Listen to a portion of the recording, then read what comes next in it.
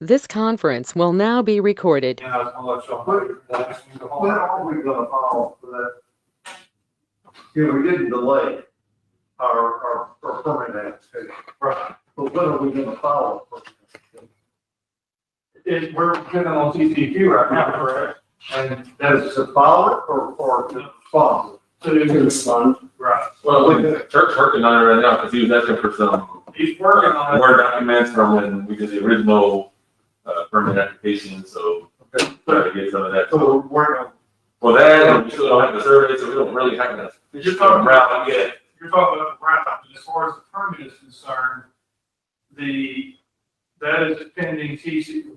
Tom's still working on some stuff for him, well, Tom and whoever all those other engineers are and attorneys, that whole group we're on a conference call with, are still working that process a little bit with TCEQ, but we are dependent on TCEQ to finish up determining who all has standing. Then, and that depends on when where the route of discharge point's gonna be as well. You can't tell them until. So the survey, yeah, we can't have that in the amended application. Right. Still don't have the official document until, Right. Mr. Palmer wanted to move it, because that's almost an hour still. And that's coming up to the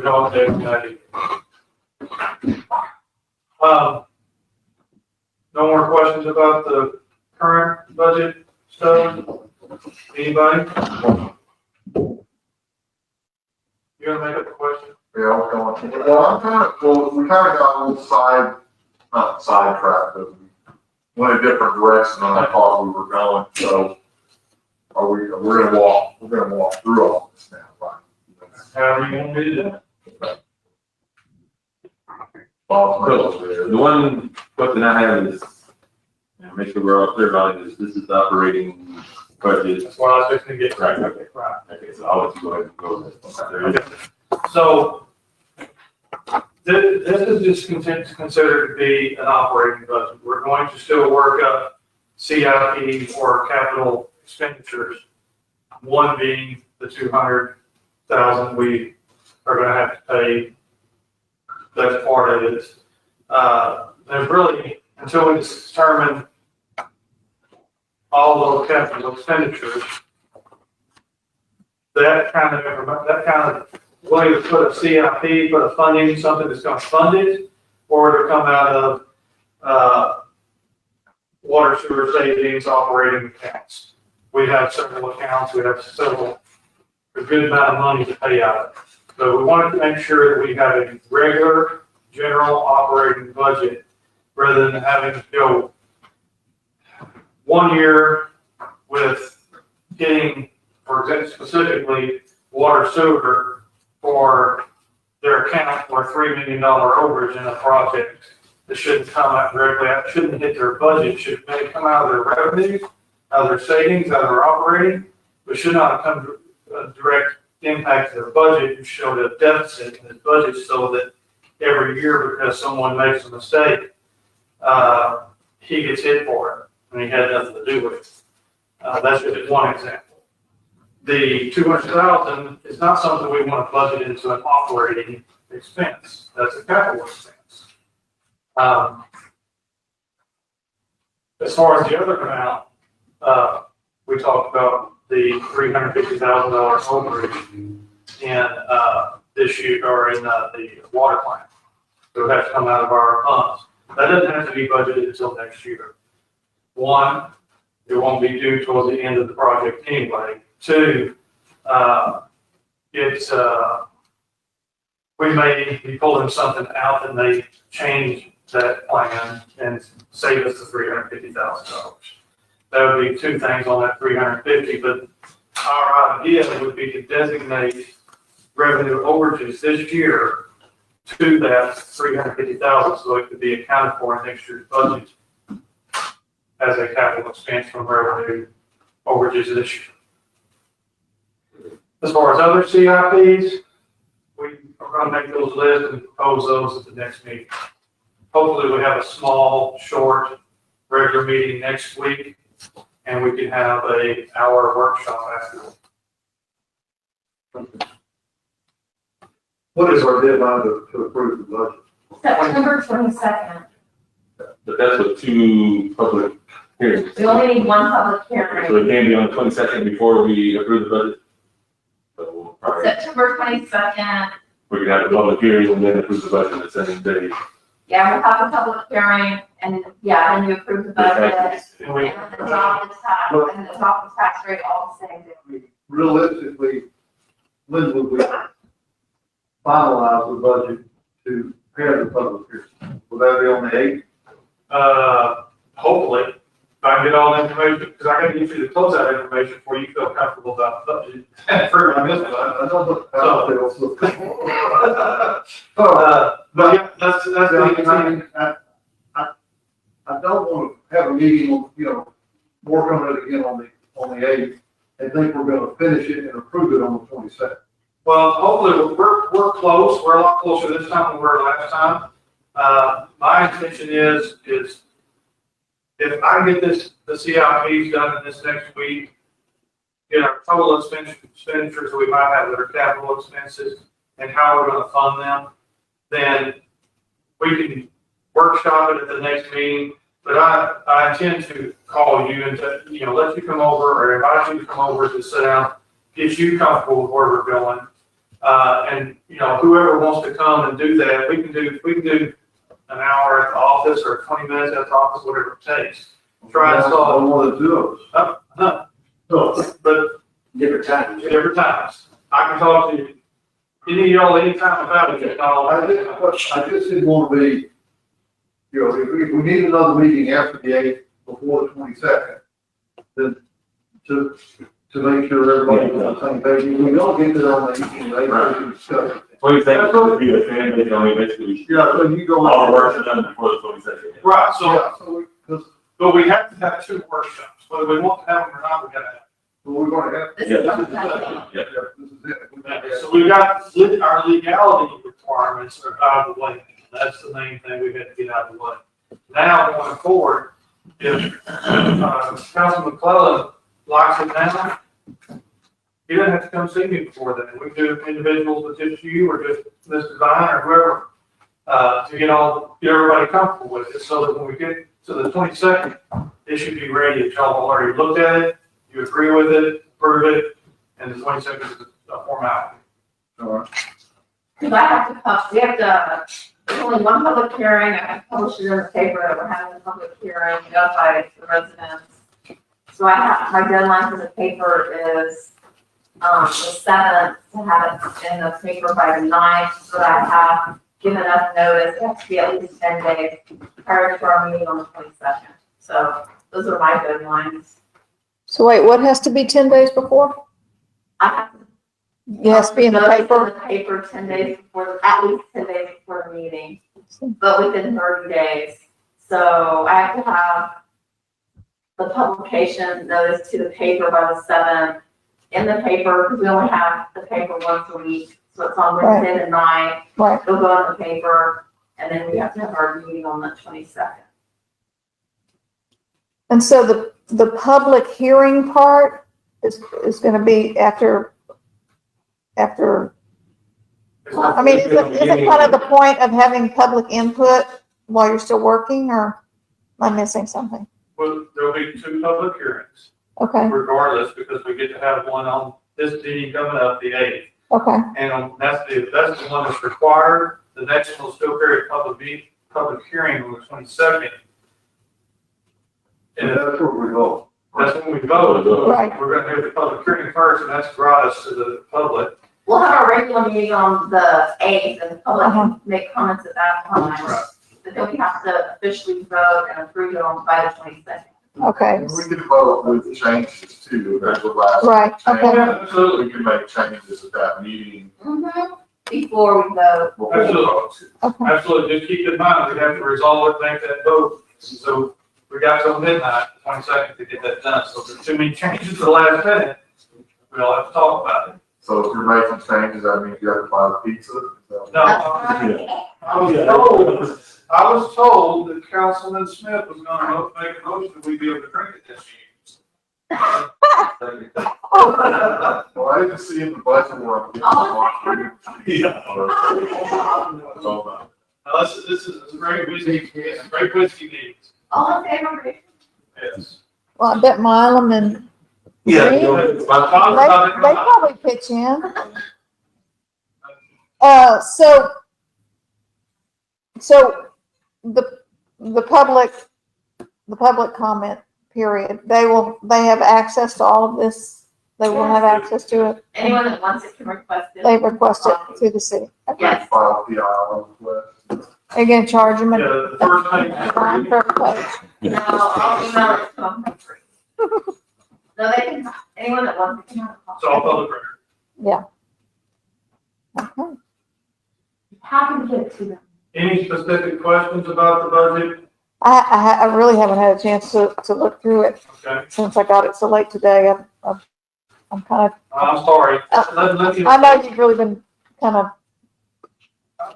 pedal to the metal here, but But let me, there's a lot of other things that go on in City Hall. I know. Take up, I come up on the weekends because that's the only time that people don't knock on the door, call me and email me about city stuff, but, but I do want to update you all, so there, the disgruntled citizen about his code violations, I really want to say his name, but you received a letter once before in your box about it. He has filed a lawsuit against the city, for an injunction. We got served Friday. Talking to the TML attorney, it's gonna set the place for probably nothing will ever come of it. But it's continued harassment really from his side upon us. We receive emails multiple times a week. Everything goes to the city, goes to the attorney. Everything goes to the attorney. We got a lot of sketchy letters written. Matt, you're aware probably of a little bit longer period of it. It's been going on since, the process began in April of last year, and it went to legal, and I am out of it since July of last year. And so what's the gist of his complaint? He has a lot of violations, code violations that violate both health, and safety, sanitary issues, and UDC codes. yes, He's illegally living on the property in an unauthorized structure. a lot of things, and he, and since COVID, it hasn't been able to go to court, so it gets stretched out. He just, so just FYI, that's another thing that came up. He feels he's being persecuted Right. by the city. We can't say who he is. No, Especially not since we're at the budget workshop. Okay, You can probably get that. okay. It'll show I'm up just- again, yeah. I'm just trying to keep up with y'all. these are the things, I'm trying to these do. are the things You that, call me and I'll email you. Yeah. and you are welcome to come by and say, just fill me in, Brother Lori. Yes, Tell us what is going on. We have to. all right. I guess it's not a good time to discuss this. That's good. You don't want. Yeah. But wait until he gets the budget in before you knock on the door. I'm good. Believe me. You can do a public. So, do you want me to go through line by line on each one of the budgets? Well, I like to at least go on I think if we start with the city hall, that's probably the simplest one. There's the thing with the simplest one. Okay, so Probably the simplest we'll start with City Hall. So, it's on both TV screens as well, so if you need to follow along, Can't see that. you wonder where we're at, try to follow along here. You can do it. I think this is better for me. Trying to see which one I can focus on. Well, I can't read It's the that. same thing that we have, right? Okay. It's right here, Yeah, what he has up there, the same thing we have on. but mine doesn't have red. World City Hall. Yeah, right. We can't afford, Can't go to red ink. Negative money on the budget, no color print. We were that close. How much of those, could I copy? It's ridiculous, when they get over the house, they're like 10 or 15 cents a page. You really think you know it's fine. I know, I have to buy ink at home. It's ridiculous. It's crazy, one of those, everything is laser to boot. Uh-huh. And the fact that through this process, the party still have more than three. So Yeah. that's where I left it off. Right, there we go. Bill and I have been doing this since Dr. Catherine a week ago, Frank, nonstop. Yeah. We've killed the tea trees. Yeah, Okay, so ad valorem tax includes our current interest, M&O is maintenance and operations. thank That's the you. part that we can use for streets and parks and I have, used for water sewer, which is mostly what we use to pay three of our previous loans. When we get to water sewer, I'll show you where that's at. So you budgeted 272, 585, and right now we received 250, 563 for this year. Correct. Last year we budgeted 266, right? Yeah, well, we We have. still have another payment coming. Yeah, based on the rate that'll be in place this year, that's a pretty safe guess overall. That's the city hall's portion, by the way. Because of that. So if you go back to that other sheet, the total ad valorem collected, 645. yeah, $645,000. But that's just the portion that's applied to city hall. Again, the distribution of those funds can be moved around at certain percentages. City sales tax is listed there. We collected 685,000. We budgeted 600. And last year we budgeted 600. This year we're only budgeted 625.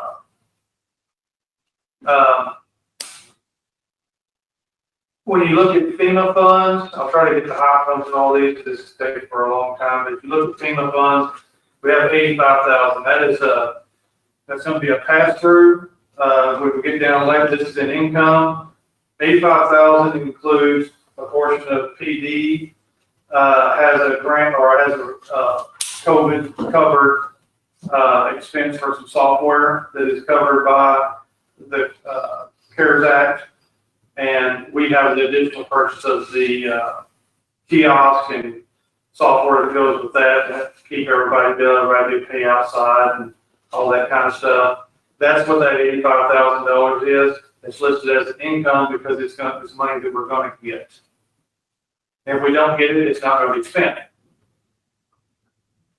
So when we get down at the bottom, you'll have an expense deal for COVID-19, which is the same in and out for FEMA.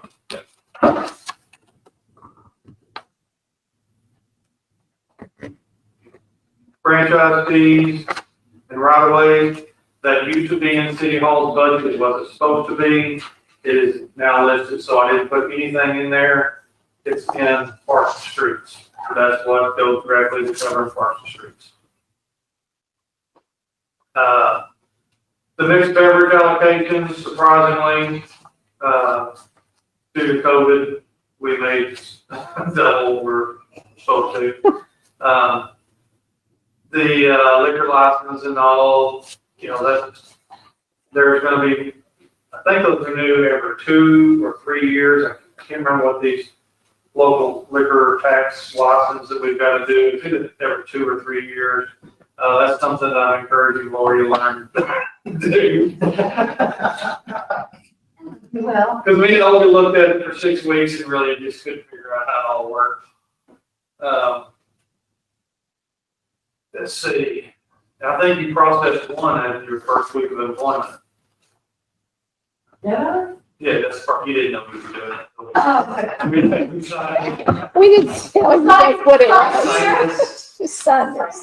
Municipal court budget, I left down, we've taken in, we've had an income of 181.9 on total municipal court, that's our court clerk and all that process. We had budgeted 300.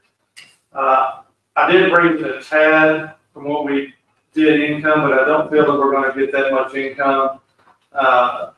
Depending on how long the COVID thing goes, and it still continues to affect the courts. Mhm. There's still not gonna be any jury trials or anything like that until January. So even if they did hear, cases for whatever reason, I suspect that the judge is gonna be fairly lenient and, you know, whether they look at it as time served or let them do a reduction in fines and things like that due to COVID with people's lost jobs and things like that. So I'm not gonna project that income go up much, even though it could surprise us, and come January, they open up all the courts and they start punishing everybody that's ever done anything wrong. I have no idea. Mhm. But if we were able to get 181,000 in less than, well, approximately 6 months of court, I think we'll be right on the same amount next year. But I did add a little bit more than this year simply because we've got increased traffic that continues to come through. And even though the court is lenient on citizens, they're not so lenient on commercial truck drivers and so on. You know, people with CDLs that know better, especially if they're employed at the time.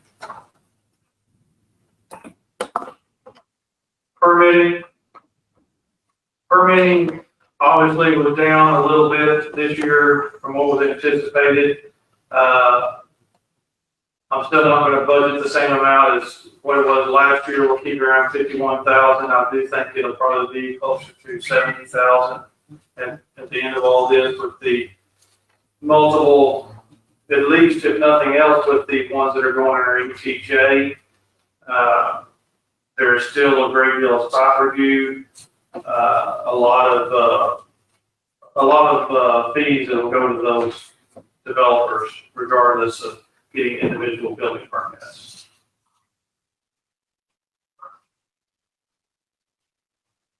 So total income, 1.2 million. Then we start into expenses. Some of these are just in case. Advertising, you know, that is a hit or miss depending on what we have going on that year. So we could use $10 of it, or we might not, or we may use double. We don't. And that includes notices that we have to do on the advertising, is all the required notices we have to do. No, No, Oh, no. Do I have notices line item? Oh, that's water. no, it's, listed under, publications. Publications first, okay. Okay. So anything, so it's like a job That's advertising, big something like job, that. commissions. A job advertisement, something like that, where you're. well, that particular advertising, how much was in there? 2,100. 2081. That was an ad that I was told to put there because we weren't sure. That was, the ad for Austin the, American. yeah, for the Austin newspaper that the mayor put in for. Previous.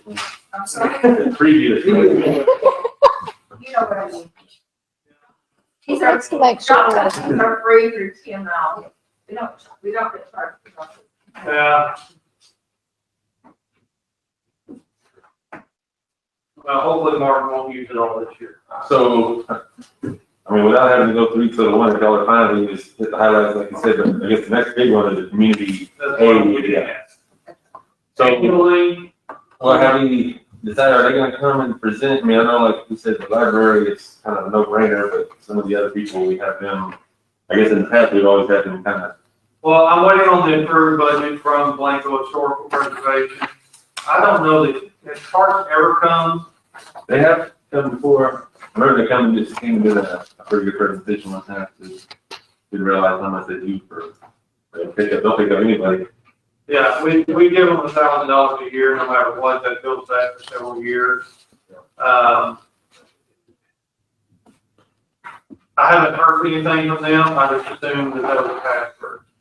Used to see their vehicles at the nursing home, but now I don't know. I can't say I've seen Parks and Rec for a while, but I do remember the presentation they gave years ago.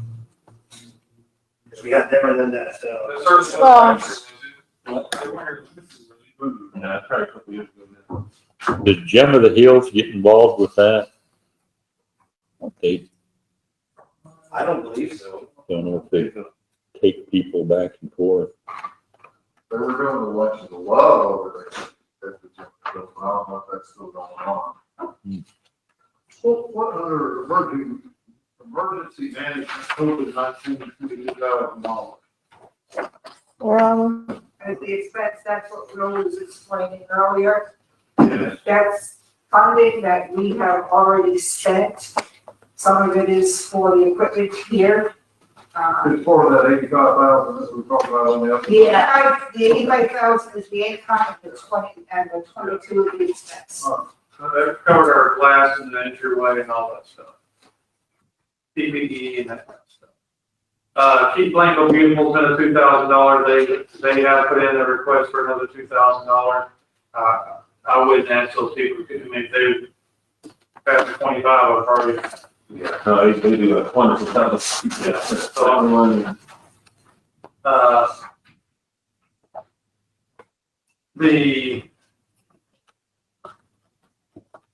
again, it's the keep running through. Y'all tell me. Carson doesn't look like we paid last year. No. It is, Since it's such a small amount, I say it's one of those, we just leave it there, say, that's where you get it. That's what I look at, the same Money in our community other, I don't know what community other is, but we have $1,500 budget, In case somebody comes in and we didn't anticipate. that's right. Uh-huh, okay. cards we did the year before, and so we did it again last year, but they never came to us. I haven't received a request from them. I did receive the request from the library, I did receive it from Blanco Historical, and, Keep Blanco Beautiful. Maybe somebody, they changed positions over there, or something, somebody might not know, things to come get their money, so. Could hurt to reach out. Reach out. I think that other might have been the dance hall from Sisters. Did they come last year and present? We can, Don't know, we haven't- no, for hot dogs. we did it through hot dogs. And that's, I got those notes on, but we'll address that next, in October. Computers, Yeah, we had 30,000 last year in, for overall for budget, computer improvements that had to do with the server and everything else. Again, I'm working on that part of it to try to get us something different that would be cloud-based. I carried over the 30,000. Most of that would be an implementation of a new system, but it hasn't been nailed down yet exactly what to do. So as far as importance to nothing, that's one of the high, Sorry? I said, as far as importance to me, that's one of the high. that we- Well, if you had done the budget on Paula's computer with her Excel program and all, you'd have to replace it if you'd been stopping that damn thing. So you agree, Rich, with that? Yeah. Well, we're vulnerable there. so. Right, that's the big. Besides the actual hardware of the computer, the server is vulnerable, yes. This is to include new emails and everything. Yes. The server is 11 years old. That's over. We're, yeah, that's, Even that, and the guardians of utilizing my personal email because the So Chief, we city. had got your security people there at the PD the other day who were a little bit astonished at an 11-year-old server. Yeah, they're doing some stuff for us to, our server is actually in a closet underneath our water supply. So they're looking at moving that, doing it outside, so they're gonna send me a quote on securing that, and they're gonna say updating when it needs to get updated.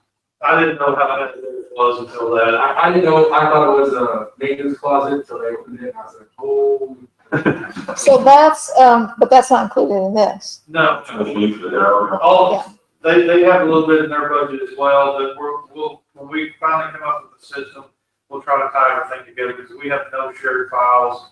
The city should have shared files. They've got to have some things that are different security wise, Right, but, we'll support each other through it, the whole. so the software and the new computers together is 47. Basically.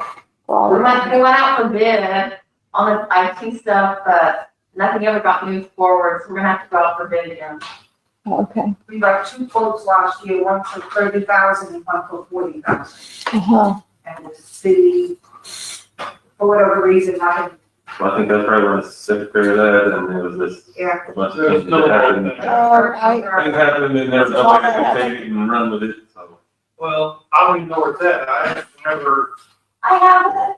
oh great, whenever Wendy left, I asked you, where is that, where's the folder on that, if you were part of it?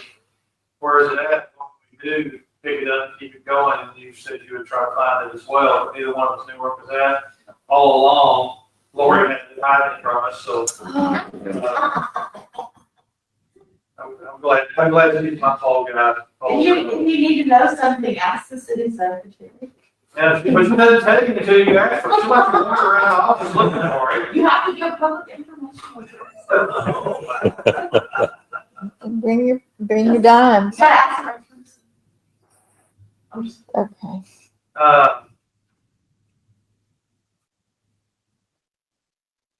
We already mentioned emergency management, Mm, total housekeeping. That went up a little bit this year due to COVID, mainly because we're having this building clean as well, weekly. And honestly, until COVID, I didn't know if this building wasn't going to clean weekly. right. The other thing is monthly. What are they, when you pay the check? She usually comes in after court and Right. after an event. And before our meeting. So there's a monthly claim. But I will tell you, I'll be here October 1st, 2 years. Until COVID, I had never paid a cleaning bill for this room. Right. We would have to do it. As a matter of fact, she is the same person that does the cleaning for TV. Yeah, all three buildings get cleaned by her. So moving down to insurance, if you have any questions, those are fixed numbers and then the follow questions. I can make up pretty damn good answers as it relates to it, but I don't know. Thanks, Will. It's insurance, I don't want to know any more than I already know. I know it's expensive and I don't get much out of it. Not the truth. As you go down to the health, again, that is a fixed number that, not a budget number, that's a fixed number that we put in based on what our current new health rates were. And that's So our for, health insurance went down a little bit, but unfortunately, for some reason, last year's budget was not put in correctly. and that's for how many employees, There are 19 people on the health insurance, but on this, 18 employees and one spouse.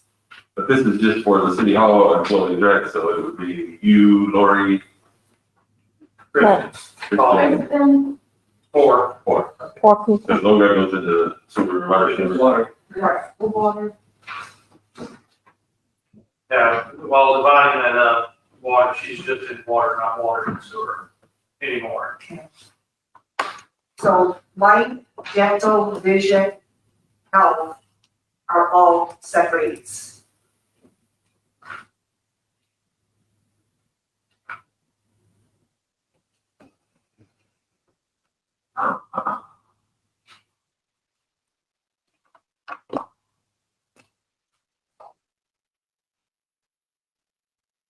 When you did say on the property taxes, I mean, the property insurance and things like that.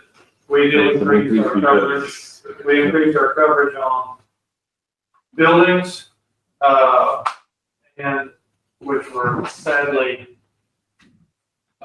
low. Thank the Lord, we didn't have anything really bad happen. The parking structure for PD, which was, what I say was a $2,600 replacement value. Right. I don't think anybody could answer a phone call.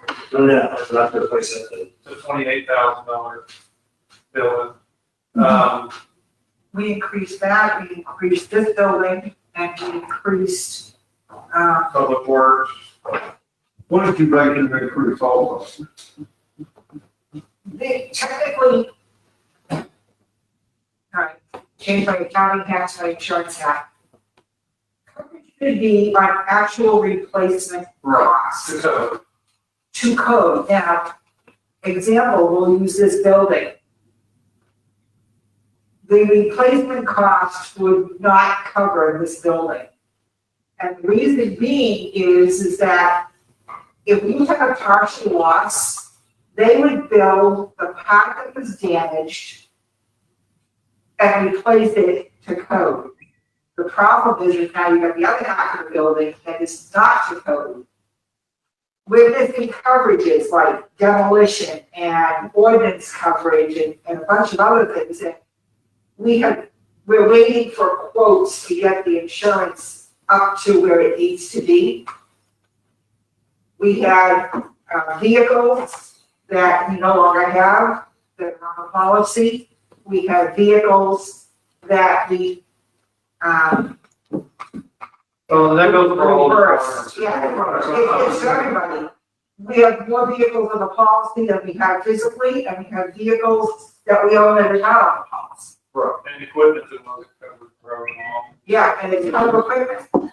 But I want to go back to the bill. You've increased the value on this building, right? Yes. What did you increase it from to? Off the top of my head, I don't remember. Just appraisal values, use some numbers, they had the thing, I think this one was like 128,000. Yeah, it was pretty short money. And there was some appraisal values of around 248. Well, it's not the appraisal value, it's the replacement cost. Right, I understand, but based on square footage and from the construction side, I looked at the replacement cost to rebuild this building, roughly $248,000. And it's what they were. I did all the math. It's also $200 a square foot. Oh, yeah. And, you know, if you, But I know that 128,000 was covered. We may put it at 280. Probably 1,200 square feet, maybe. No, you're bigger than that, front and back.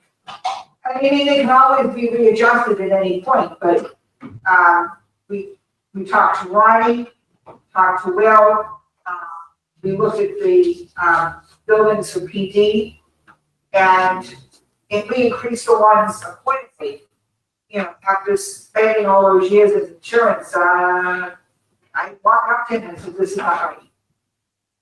But we're on, that increased a lot of our expenses. but I understand, I just want to make sure we have it. You know, if you do have a loss and you've got co-insurance falls, then they're going to replace the percentage of the loss. Or whatever, so. We have to be insured for replacement costs to 90% of value. You think they'd replace the tin on the ceiling with new stuff? Apparently, just to answer your question with facts, apparently the hailstorm did not come here, it only went over there and over there. So I'm still dealing with TML on the hail damage stuff, but then due to COVID, they quit sending people out, so I'm still in limbo on TML, the mediation we're doing with them. I expect to get City Hall's roof replaced, because it only leaks a little bit whenever it rains, like a little bit here, a little bit there, a little bit over there. And on my desk. Yeah. Which helps the computer system, strangely enough, it helps.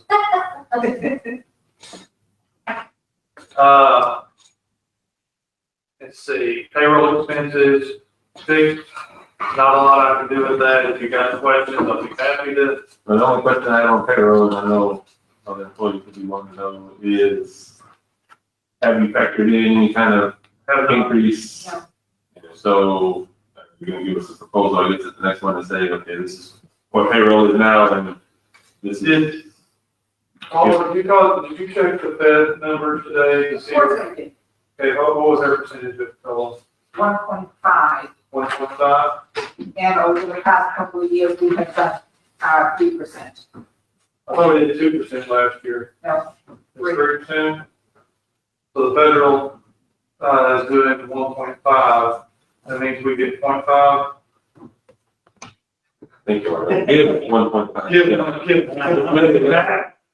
No, that's one of the numbers. Council's always looking for a raise. I guess that's one of the numbers you can bring at the next one, so here's some options, say, if we give them 2%, this is what it'll cost us, if it's 3%, just so we'll have some options. Yeah, and we will, we talked about that, that was after something I was supposed to cover, Ronnie, you're supposed to remind. I was just gonna ask for guidelines as to what y'all anticipated it should be, should we, I mean, we can run the numbers and bring it to the next meeting, we'll have to factor that into the overall budget. Which, whatever we do increase, remember, for a balanced budget, we're $140 to the good, so anything we do, increase, I'll have to Cut something. decide, cut something, or take a gamble on some of my other incomes. And I guess that's why I would like to see the number, I don't know if you can give us a couple options of. Yeah. Percentages and how it affects the budget overall. Candidly, we talked about making some salary adjustments. And, you know, that, I don't know if they're reflected in the read. I think the police department's all right. Yes, they are. They're all, huh? They said the police department's all right. Yeah, all the things that have been talked about, this is just a COLA, cost of living, raise that go across the board. But the new, Yes, all this, Christmas replacement all this is factored here. Well, what about yours? Is that all this factored in, All that. every bit of this factored in. For PD, City Hall, Public Works, who still has, since Stacy left, they still have a position open there, that's factored in as well. And the vacancies for PD are also factored in. Everything's factored in except for a COLA. What's that? I guess across the board, never mind, is it? If we go up in certification pay for the A and B for myself and Zach, that's the only ones we haven't had. Well, And I want to let Matt know, he's asking what's the, Yeah, Huh? what about that? you don't remember? You fired him. No, Stacy's gone. What happened? He went to work for a wastewater plant there in San Marcos You're kidding. with oh God, Jake's Engineering? something like that. It's public sector. Well, I just called His last day was, 2 weeks. A couple weeks ago? yeah. I'll even remember what they did for retirement. It was kind of a semi-retirement. Seven, August 7th.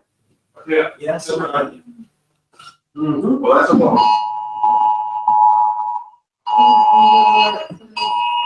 Uh-oh. Well, yeah. Amber alert. So with safety being gone, we do have a position open in the wastewater or the sewer, budget. What we did was we mimicked one of our lower paid employees anyway. So we've got, in fact, we've got a position factored all the way in, but like Will and I were discussing today, we probably wouldn't even open that position until January. At the earliest, because we're still waiting on TCEQ to open up their training session and testing sessions back up with COVID. Okay. Just like in the plant now, It's a shared between all of us again, just like we just don't have a person out there 6 to 8 hours a day. But you don't need it now. We don't need it. It's open up now and. Right. The only reason that, we continually had Stacy there for the time frame that he did was under the direction of Meg. Previous thing. yeah, to get back and sure thing. Sure. Well, I mean, the idea was to have the highest quality water every hour of the day leaving that plant. So having somebody there on site to notice changes to make, keep up with it, and such from there. The way we're doing it now, and we're able to, especially with no discharge, is the plant just runs within a certain amount of parameters, just like the water treatment plant. Nobody has to leave the water treatment plant. So And Well, it's still a bummer. it is, without Stacy, like I said, he squared that plant away. He did the training across the board and everything from there, so now the guys and myself are up to date, can take care of it here, so. yeah, that's what I was saying, Stacy basically built the foundation. Oh, and then it has to be required to have 24/7 monitor. Mm-hmm. So you have a position budgeted for 12 months, but in reality, you're thinking you're not even gonna. Right, and that's unfortunately You're right on that there. different budget than the one that's in front of you right now, but that's the way we've operated throughout, I guess, every one of them. So. Yeah. Accounting for those. Everything's accounted for full staff. So we'll come back with a analysis of Don't give them too many options. Now, 1.5 and 3. well, again, 0, 1.5 for their key. Well, I guess- Yeah, I think that's fair, yeah. And then we can do anything, we want anything. Council doesn't qualify. Sorry. I don't make the rules, you need more rules.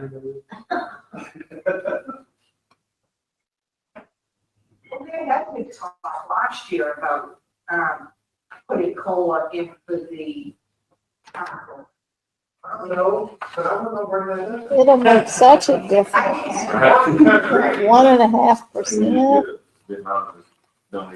There you go. All the months. We can go to them with the eight. Yeah. I'm just gonna scroll down through here. We have, certain engineering legal fees built in here. Survey, I think we did $1,200 out of the city this year. I kinda got the same thing, just in case things. Some is a little bit redundant, so we have a little room there. But, just wanna make sure we're covering things that have been, where we have expenses that were not in the budget. Let's see. So attendance fees are us, right? That's our pay. Yes. And the judge.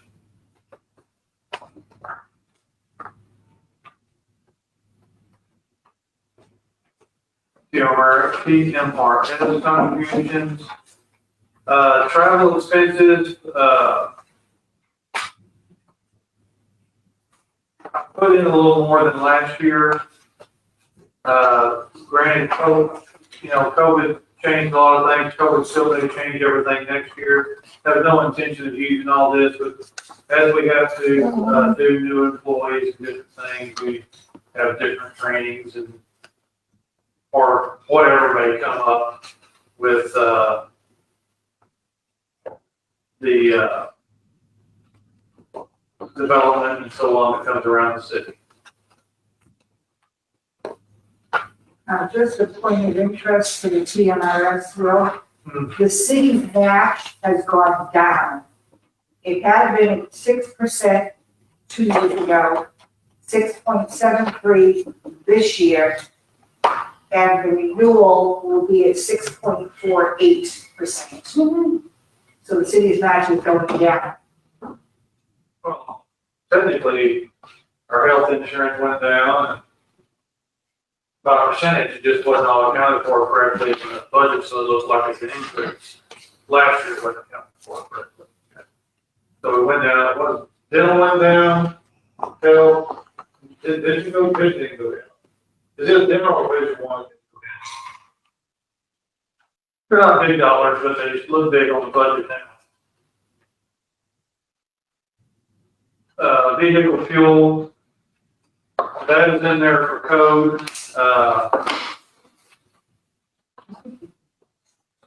Never used it. Yes, you did. I put 2 tanks of gas in that car. And I didn't use all those tanks of gas. He used the gas, right? They use my budget for, There you go. but, I didn't use it, don't intend on using it. We put it in case, for whatever reason, same as it was last year. That's the only one, that's the only reason I say this, 'cause that's the only vehicle fuel that you would ever see on, City Hall, yes. Which one you wanna do next? I'm not gonna cut that little one. What's the The little one? Lawrence Street, Parks, here you go.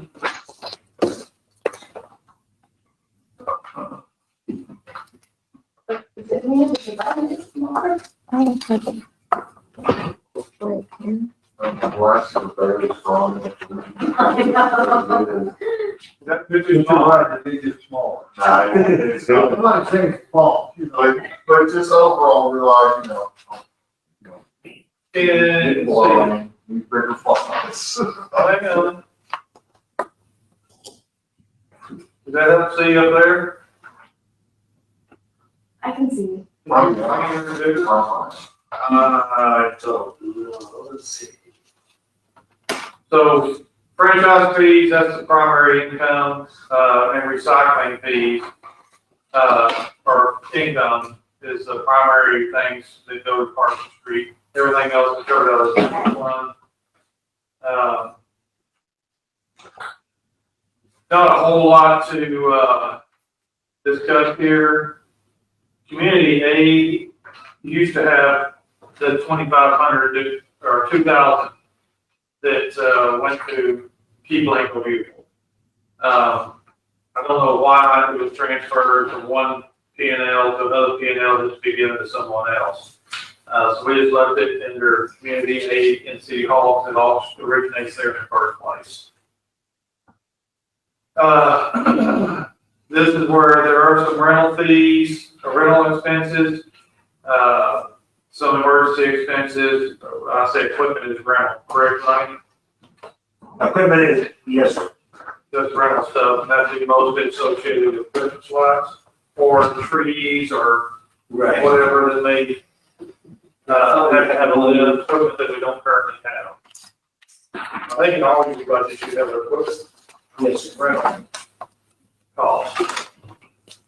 yeah, we don't have any equipment rental for streets and parks. How many employees are, We currently have 2 employees in the Parks Streets budget, and 2 vehicles? 2 full-time trucks. Okay. Mind you, the streets and parks, as we're going through it, does account for the majority of our tractors and trailers. So, So the insurance and equipment kind of goes up a little bit. And we don't have those numbers for, at any guess. insurance, Yeah, for the equipment.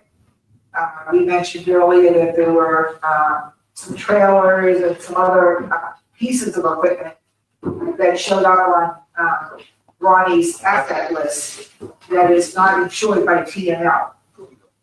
So I don't have the rate for mobile equipment that we're not going to do, so that will increase. There's,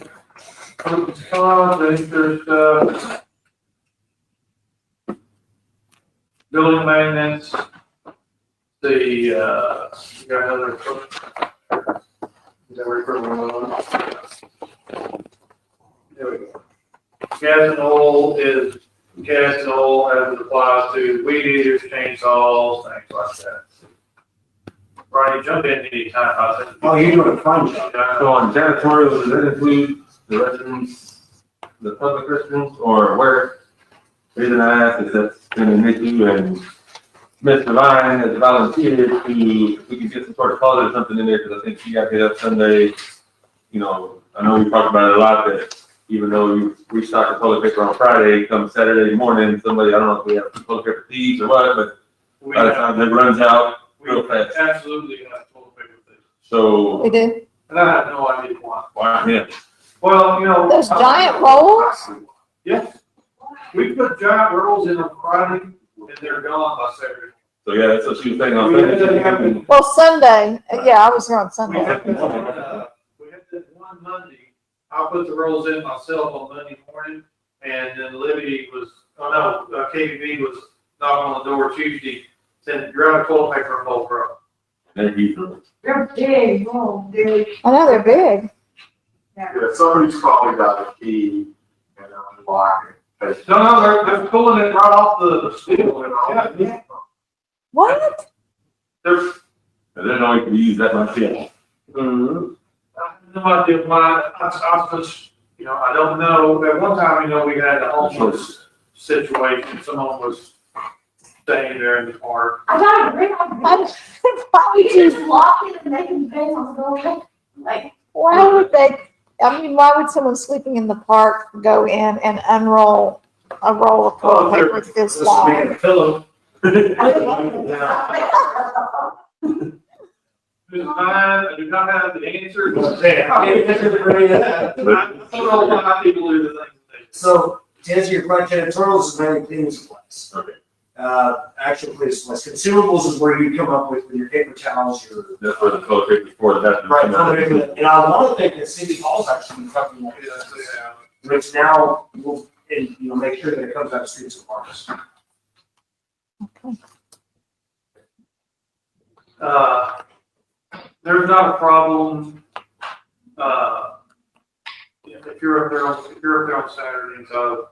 Well, I walk my dogs almost every morning, so I mean, I don't mind sticking my head in and seeing. I just know that, you know, A lot of times I'm in town, so I don't have a problem being told to swing by and pop one in if I have the time to do it, or, okay, I mean, and, you know, and honestly, I've been there the past 2 weekends, I have not looked in there one time. That just didn't cross my mind to do so. I need to make a habit of that. Well, I just wondered if we could put some sort of lock cabinet in one of those to where there's enough volunteers between the KDD people and like Mr. Vine said, if you just peek your head in and say, well, we're short, and instead of having to go to City Hall, you can just open a cabinet. something like that. That's something we talked about as far as putting in the bigger bathroom. Well, there's one that's ADA, non-ADA, and it's the first one outside City Hall. We could just put some sort of Lock lock. cabinet or something there, I mean, if we can do even type of a combination lock where we're Right. sharing between. Yeah, where we have 4 or 5 people that are around here all the time, they can fill it up. Yeah, Like, I know I've been there on weekends and seen our mess, and it's like, well, I don't have, I don't carry a toilet brush with me or anything, you know what I mean? So, but if we get a clean supplies there, then it would be probably easier. Yeah, and unfortunately, you can have it clean and just take one person to yeah. make it. Can we go ahead and have like $20,000 mail to the streets department for that? No, that just came out of your phone. You guys not gonna charge us that much to do it. Find a lot of uses for that much toilet paper. Make some pillows. Parks and Street doesn't get told about. We could have the police department patrol it. Oh, I do need to comply for a reason.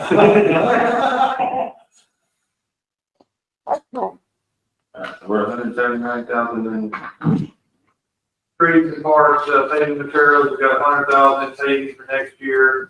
Got 32,000 in there for patching materials. Salary,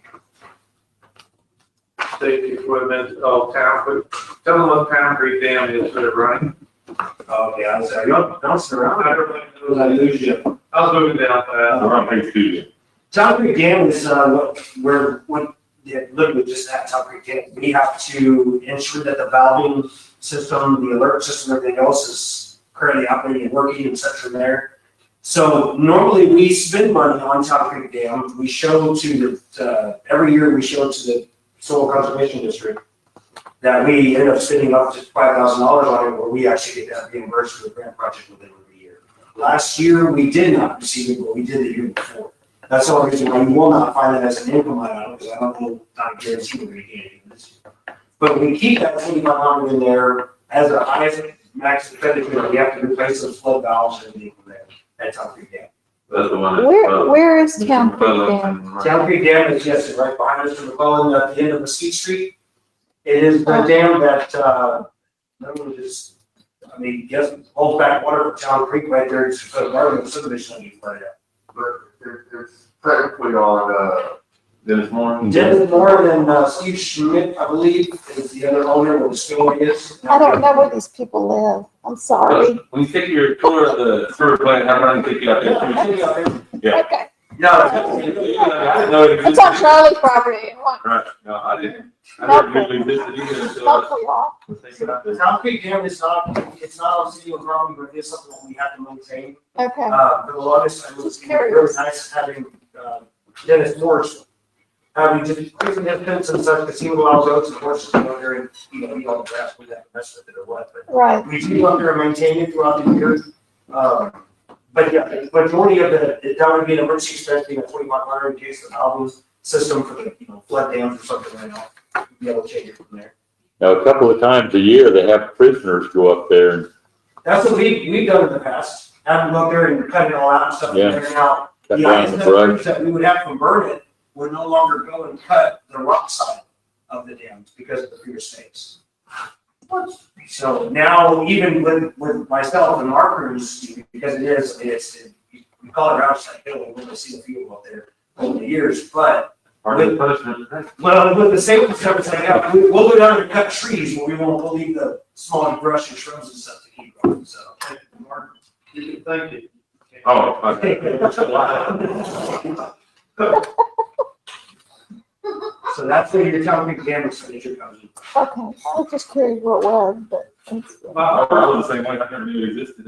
It was in my first 2 weeks at the city, I called Ryan Mike said, hey, where are you? And, he said, I'm out Concrete Dam, well, that was my introduction. Uh-huh. I Okay, didn't intend on. so I'm not the only one who doesn't know. It was my, Trying to keep up. trash off is carried in, parks and streets as well, so Ronnie, what we determined, we're probably gonna have, at 8,000 budgeted in it. Last year, we're probably gonna use pretty near that. Right, Where the dumpsters.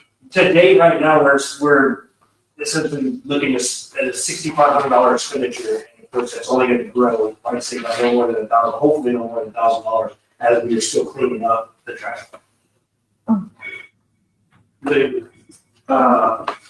We kind of did a guesstimate, for next year's budget on that. Considering, Corona, we're supposed to have that in April, wasn't it? April, first week in April. First week in April, and a lot of people rush around, build their trailers, they solved me a lot of code issues, by loading up their trailers and everything, they all had trailers parked in their driveways, beside their house, they couldn't get it done. And I suspect that a lot of them, just kept piling on through the next few months. We got more than we've ever had. This is definitely the biggest trash off ever. So it costs us a little more. I don't anticipate it being as big next year. And I think the other thing with vouchers that they probably had people from all 3 counties coming around. So it probably took me more than we probably should have. But it was a good event. It's okay, yeah. Well, very much needed. Yeah. When is the county usually does one of, is there a county? It's usually a couple weeks after March, but I don't think They didn't do theirs this year. Now, next year, the county's going to do their, what is it, hazardous waste? Yeah. The paint and the stuff in there, because normally the county does it every other year. But yes, if they don't do theirs in April, then they'll end up doing their transfer, road trash off in April. But they're looking to do their, hazardous waste, whatever, in October next year. But not this year. Not this, as far as I know this year, everything could just completely cancel due to COVID. Which is another factor in the. Yeah. Now, street lighting is on the screen. We've got $17,000 in the budget for street lighting. We're gonna talk to PUC, see if we can get that down to about $6. The street light, paying for the street light, have a replacement for Oh, Right. I just think that it's, you know, if we've got a connection, we should be able to use it. That's for 110 streetlights. 100. 110, I thought it was 101. it's something crazy, Right. yeah. I It's mean, 101 because we actually added one. I was like, why can't we just do it? We see 100. Right. I'm not worried about it, but I think the last record count was 110. Well, the Gosman, Wayne Gosman around did a complete. Yeah. what? Can I just ask a off-topic question? What's going on with the lights at the bank? Speaking of Wayne Gosnell, Oh, yeah.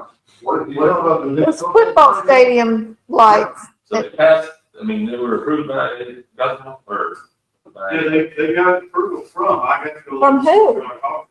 We look when we get out. Yeah, no, that's right. Are they shining up, they shining down? They're shining down, but But they're, It's okay if they're shining down, the general rules and lighting ordinance, shining down is fine, you can't pollute the sky, if you can have a really bright light show. but they're so tall. going back up. Yeah, I have to go, I have to look at it, Steve, I'm pretty sure. Yeah, go out there. Pretty good about getting everything they could approved correctly. I don't know. But that started before, I didn't approve all Not that. the- I approved about halfway. Spirit of the Dark Skies ordinance, I got to say. No, the bank, the new parking lot.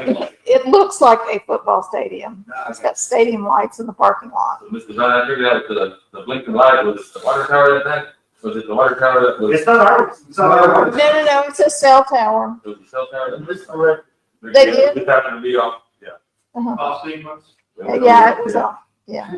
So that's good. Daytime running lights at night. Oh my God, it was That gonna was be a- something a seizure. It was And when bad. you can see it in the daylight, it's bright enough. Oh, let me go check it out. Once I knew it was in our water towers. Well, that was the first reports we got was on our water tower. Mm-hmm. Yeah. No, it's a cell tower. That was the 3 notifications. Vehicle expense, and at the end, we fall short, income on that, comes out of general fund. The support, there's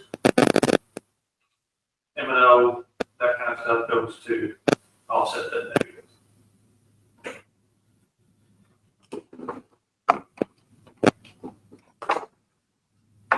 Let's do, Ryan, you want to do water or sewer? You want to Please, actually, please.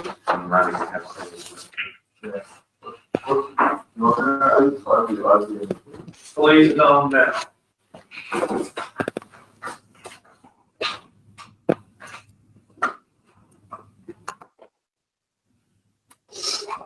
Before you were here, Mark, we talked a little bit about what Leo's is, SRO, Just trying to get me up to speed on those abbreviations.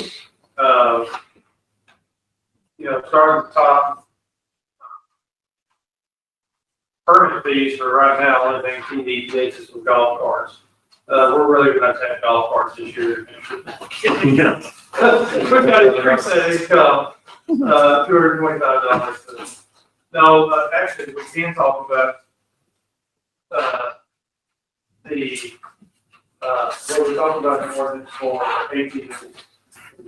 That we probably try to, propose they get permits as well, Who? and allow to be on the street, yes or no. Put parameters into it. If y'all want on the street, then I can drop it. Well, we know that they can do.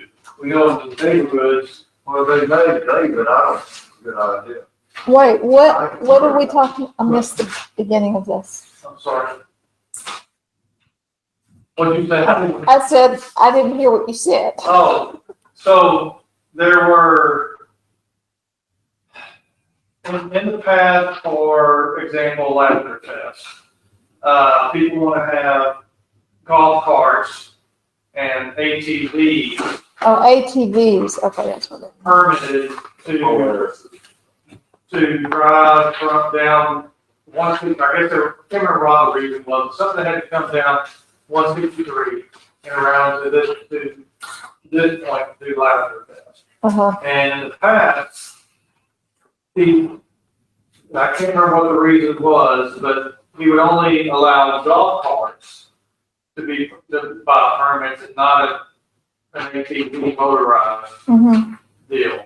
And I cannot remember why, but I want to say he said something about this being a textile road. So under the transportation code, you can allow those on the street that have a posted speed limit 30 miles or less.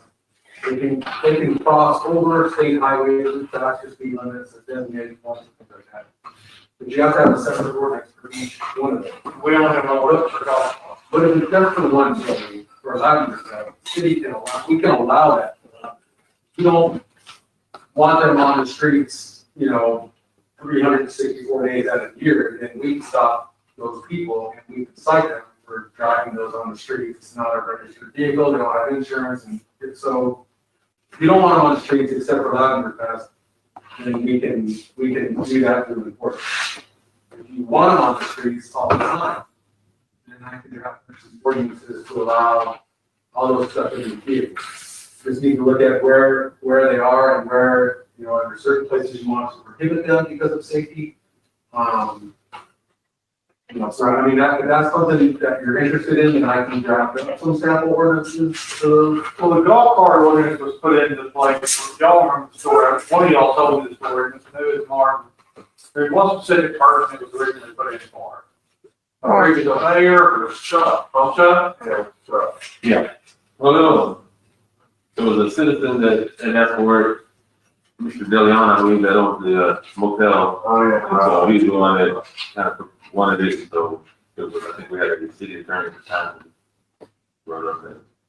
but I that, think the rules about you can only cross the one at the light and. Yeah, so it's on the speed, roads with a speed limit 30 miles or less, so you can cross state highways or faster speed limits than it is in Maine. Well, the 165 is fast speed limit.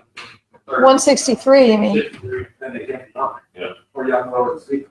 You can't, So basically, That that's. speed limit needs to be lower. To neighborhood at all. It wasn't just golf carts, all you need to use it those, it's not part Yeah, of it has to be separate ordinances. Yeah. Because there's different safety requirements required for each different type of vehicle. Dog cart has to have a slow moving vehicle sign, the orange triangle on the back. Electronic neighborhood vehicle or ATV has to have an orange flag like you have on when you're a kid on your bicycle. So there's different safety requirements for each one, so there's separate exceptions under the transportation codes that have to be set. There's only one or two people that get them every year. I can't remember how much the permit even is. The dog cart, it's like $100. Was it this much? Yeah, because I was. Why not you get it? Well, how did we get a fourth of a fee? Well, we did say. Must be like 75. Yeah, I don't know how, Because it's 225. they, And they, that's, and again, they give them a PD and I don't have any. so I haven't seen them, so I mean, that's something that's like a council decision. If you are comfortable with them on the roads, then you need to make it legal, allow them on the roads. If you don't want them on the roads, then we can take care of that. I'm personally, I don't know who you are, I'm personally for it. I think that we're a small country town. If people want to come into town and go, you know, or from their house and go to the Shannon house or whatever. or- But the problem is, that depending on what's around them, I mean, do the residential, do the residential areas allow you to traverse to where they want to go legally with the speed limit having to be, that's what I don't know about, because In other words, you wouldn't be able to cross, you wouldn't be able to get on 4th Street, you wouldn't be able to get on 281, you wouldn't be able to get on 163 because all their speed limits are higher than 30 miles an hour. No, I agree, I You don't do. get a car stuck behind you. Right, but, you know, if somebody say wants to roll from, I mean, several people in my neighborhood that drive on Oh, yeah, all the time. Wait, they're driving, are we talking about golf course or it's, ATV, oh, hilarious. Okay. Or we call it. So now what people don't realize though, is that you still have to be a licensed driver, and you have to be insured with motor vehicle insurance, not under your own. So what you find is a lot of people driving those are letting their kids drive them that aren't licensed. So even if you permit it, that's illegal for them to do that because it's considered a motor vehicle. Oh, I used to have an NEV, a neighborhood electric vehicle, and it was licensed and had tag. So They then didn't that's, require an inspection, but I had a tag. and that's a separate ordinance. In fact, the state last cycle came out with license plates for golf carts. Yeah, and it was a golf cart, and had tag. In addition to the city permitting, they have to be licensed through the state. What about driving a riding mower from one property to another property to mow? Oh, you want So again, that's considered, I think, agricultural machinery, and it has to have certain requirements, you have to have the orange, slow moving, digit triangle. But they're not required to be permitted, that's an exception under the transportation code. What about horses and buggy? That's a legitimate question. That is legitimate. Yeah, that's legitimate. yes. I received that question just recently. So I don't think you have to have an ordinance for that, but they're still subject to different traffic laws, like DWIs and other stuff. You want to have a permit for that? Yeah, you might go to the Dairy Queen and see, one of Dennis's buggies rolling through. Yeah, I mean, if you go to there on the weekend, there's like 5 horses at the gas station and 10 at the bar. But if those are things that you wanted, I mean, we can work on that language, if that's something you're interested in. It is, I guess just let me know individually if you want ATVs, you want ATVs, you want, because they're all have to be separate. I don't feel real strongly about it either way personally. And you can also limit it by area, so you can be more restrictive in some cases. So if there's one subdivision that may have an industrial outlet close to it, and yet, even though the speed limits are low, so you can write an ordinance to prohibit them on certain streets. Let me ask you, Matt, are you saying you prefer to have an ordinance that will allow us to create some parameters which they can operate? Or are you saying we should have a permit for them? Oh, yeah. Sure, restricted totally, because I want, you know, we're still on camera, a lot of people own these things. When I say restrict though, legally, they can't get on 281. Right, we don't want They can't drive on 281, they can't drive on 4th Street because of the speed limit. and we know. Well, yeah. Well, okay, but if you're, I don't think, I guess if you're gonna allow it, then my thought is you require a permit, and you should have proof of insurance before you get your permit. Yeah, That's why they go to PE, they get that's checked. probably permitting, so normally, they don't follow it. So the way I've seen it, we haven't done one since I've been here, but you have the permitting requirements, you list the safety equipment has to have. They have to come in, have someone inspect the vehicle to make sure all the safety equipment is there, verify their insurance before we issue the permit. Now, very sure, I don't want And it'll all be written in the ordinance with the guidelines, so that's. And then we have to, do you want issue stickers now, have a permit sticker? So the permit there, they have PD, PD takes care of all that stuff. Yeah, normally it is, so we haven't done one since I've been here. Currently on this, maybe one or two, it's been done last year. I was right, like I said, I think we had over 700 permanent golf carts.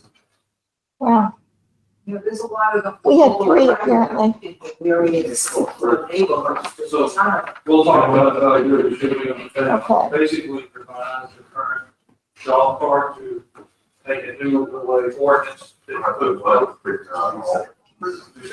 I'll look at the existing ordinance. Yeah. So we don't have differences there are. It's very. That's why I think cars should be.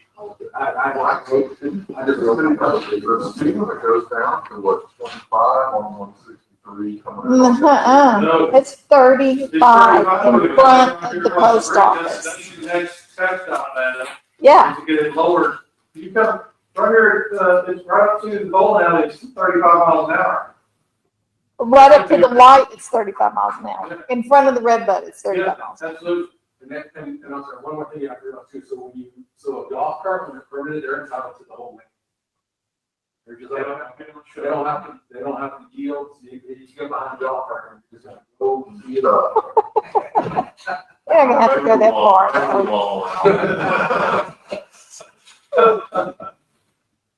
Okay. Sorry about that. Chief, you comment on anything you want to here, you need to come here if you want to.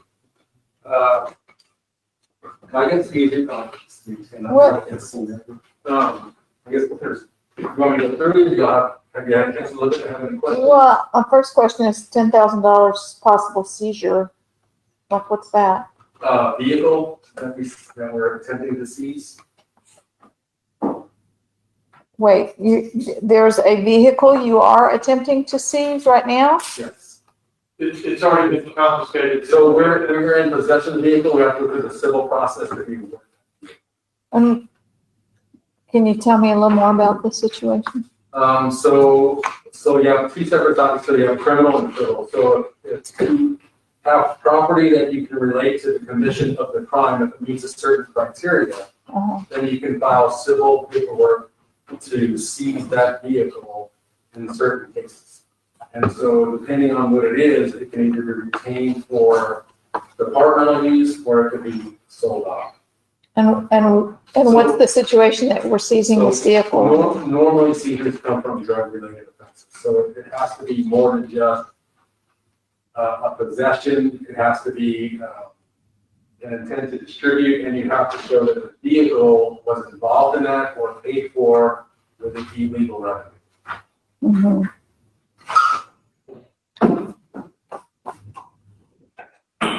Okay.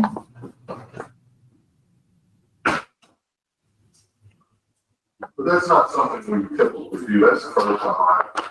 Yeah, we don't, I personally am not, I don't believe in doing it a lot. I think there's circumstances really have to fit. We're not gonna seize things just for the sake of seizing it if there's no value to it. It costs, so so like on cash, there's, the district attorney's office gets a set percentage of that. So if it has to be related to the crime, it has to make sense. We're not seizing everything that the law says that we could apply for. It's very seldom, and this is the only thing that I'm aware of that we have pending right now. This was left over from before I got here. It's in the process. Chief, is that a chapter 59, revenue? Yeah, Yeah, it's listed. that's what I thought, okay, thank you. I don't know what chapter 59 means. It has to be- Oh, okay. Yeah, that was the only question I had. I looked at something in these. Well, Yeah. then moving down, you have, cameras, body cameras that the officers wear, vehicle cameras, to go into the vehicles. The computer maintenance cost, those are all just basically standard contractual things.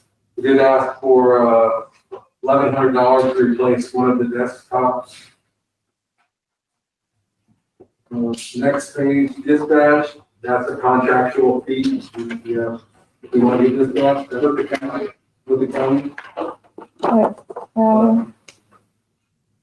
Using subscriptions, that's some of the subscriptions to the things that we have online, leads online, is an investigative tool. E-SLED, we're required to have that with the state, track off, training, licensing. PPC is association, KPID is the evidence association, they provide training. Education to send or bring in training for the officers, ammunition, minor equipment investigations. In previous years, we had investigation stuff that was spread out, and sometimes it looked like we got hit at the end of the year. We had to do sexual assault kit testing, or if we had to buy drug testing kits, or just different things that the investigators need, packaging, testing, all that. So we rolled all that to one number. The vehicle, that's to equip the vehicles with all the equipment that goes into the vehicle, and I spoke a little bit about that last week on trying to get this stuff on a 6-year cycle, so we purchase it and keep it for 6 years. So that's just the equipment. Yeah. That's not the vehicle. That's to equip 2 vehicles. The vehicles are gonna be on, I believe, the next page. Okay. I've got a question just on the vehicles. Back on page 1, we've got $10,000 allocation for alarms, cameras, body, and vehicles. We have $10,000 allocated. Mm-hmm. And then, like you said, we've got $50,000 for the equipment. Right. And then we've got $70,000 for the vehicles. So that puts us to 130 allocation for, what's the $10,000? I guess my first. Yeah, so the vehicles, we put in there at $70,000 for 2 vehicles. Right. So I've gone out and requested bids from multiple dealers on multiple types of vehicles. Right. So at the time I presented this, that was, I've only gotten 2 of the bids. I put the higher number in, we're still shopping that. I think I'll be able to save hopefully $10,000 off the vehicle cost, and then I get vehicles for $5,000 a piece cheaper than what we got. But back again, on page 1, you've got a vehicle line item at $10,000. So those are cameras for the vehicle. Body camera vehicle. Okay. Right, so, yeah, so That's fine. So it is, and I acknowledge that, and so I'm trying to, streamline some of those into one account. But I was working off last year's numbers, and last year, everything broke out separately. And so for some reason, cameras were listed separately, so I went with that, but then I combined the rest of them. My goal is, as we go forward, I talked to Will and Paul, is to kind of redo our expenses like I did with investigations here. I took 5 different things and rolled it into, they're all investigations. I don't think y'all care for spending $20 on a test kit for one thing and $50, I mean, it's overall money that we're spending. Right. Same thing with the vehicle equipment. I'm trying to roll that all in, and like we'll talk about some other stuff that's actually put like a capital improvement plan in place where you can see, like I'm trying to do on that rotation, you can, so that's gonna be a set amount every year, and this is what's included in that amount. So I have the breakdown of all those things, but that's the equals that. So that $50,000 includes, that's the radio, it's the lights, the siren, it's the safety equipment, it's the prisoner partition, it's the plastic back seat, it's the cargo box that goes in the back of the vehicle, everything. It's really what you need to operate. And that's for 2 vehicles. That's for 2 The 50 is for vehicles, 2. Cleaning supplies, housekeeper, that's the numbers, the contract number. What, can I back up a little bit? And what would be, so the minor equipment would be what? So minor equipment is things that aren't captured. So when I went through the budget, there was nothing that captured things like, replacing flashlights, replacing, if we needed to buy optics or binoculars or just anything that would fall into things that we would need to do throughout the year, that weren't budgeted anywhere else. I couldn't figure out where they were purchasing things like that from the past. I see. So I just call that minor equipment. So that would be things that normally our threshold for capital stuff, I've always used $5,000. So that would be things that were non-capital throughout the year that we needed to buy equipment. If we needed a new tint meter or an hospitalizer, things like that would come out of that. Okay. Insurance numbers are all what they are. All follow. All follow all day. K9, those are, the cost of the walking in the K9. Last year it broke out drugs and medical, I combine those two. If we're going to the vet and that's prescribing medication to the required shops, we put all that number into one. What is animal mortality? That's insurance on the dog. If the dog gets injured or Oh, okay. the dog gets killed. We didn't have that coverage this year. We added that this year. And I'll tell you, other agencies that I know, they had dogs that had surgery, had back issues, and it was, the insurance covered $5,000 to $7,000. So for $200 a year, I think it's worth it, because those dogs are. Okay. Yeah, we got a $10,000 grant from Maverick, so. $120 is, you know. The overtime, so what you see there, so in the past, I think I mentioned this before, the officers, the way they were scheduled to get 4 hours of overtime every pay period. I ended that practice and rolled that in as regular schedule time. Under FLSA for police officers, there's an exemption on how many hours they can work overtime threshold. So that was part of the increase in their salary. I didn't want them to lose money. So we rolled that in straight time. So I budgeted an overall overtime account. So when overtime happens, it'll come out of the account. I didn't budget it to each officer. Each officer's at a different salary rate. But their overtime will come out at $10,000. So we won't see that. We're used to under the officers. And for those of you councilmen who lived through the vacation pay, the hourly pay, crazy math that we went through, just say thank you. Just speak here. This, we don't have to do that again. Yeah. Certification pay, we offer certification pay like water, wastewater, there's different levels of certification for police officers. So once they achieve those different levels, they get a little stipend for that. The detective pay has been put out, I think it's called. Yeah. No, wait, what happened with the detective pay? So that's already captured under the salary. Okay. Yeah, I just saw that. Yeah, I didn't see that when you get a sleeve form, sorry. Well, let me do this right now. Wait. I'll leave it right here on my spreadsheet. So then what's the 600 still there? That's coming. Oh, okay, that's what you're gonna take out. I see. Okay. I missed when I changed the. The previous structure was a, So what do you want to like? So yeah, in the past, I think I talked about this a little bit last week with things I want to do with the step plan. So I built the step plan in and then just gave a flat $1,000 stipend for the investigators. They're on call all the time and everything. So instead of paying a stipend in the salary line, I added that $1,000 to the salary, so it's included in the salary where it gets that. So if we change investigators, that would be reduced and moved to that. I see. I think it's just clear. it's much funnier. Police admin, that's auditing salary. Sergeant pay needs to come out soon.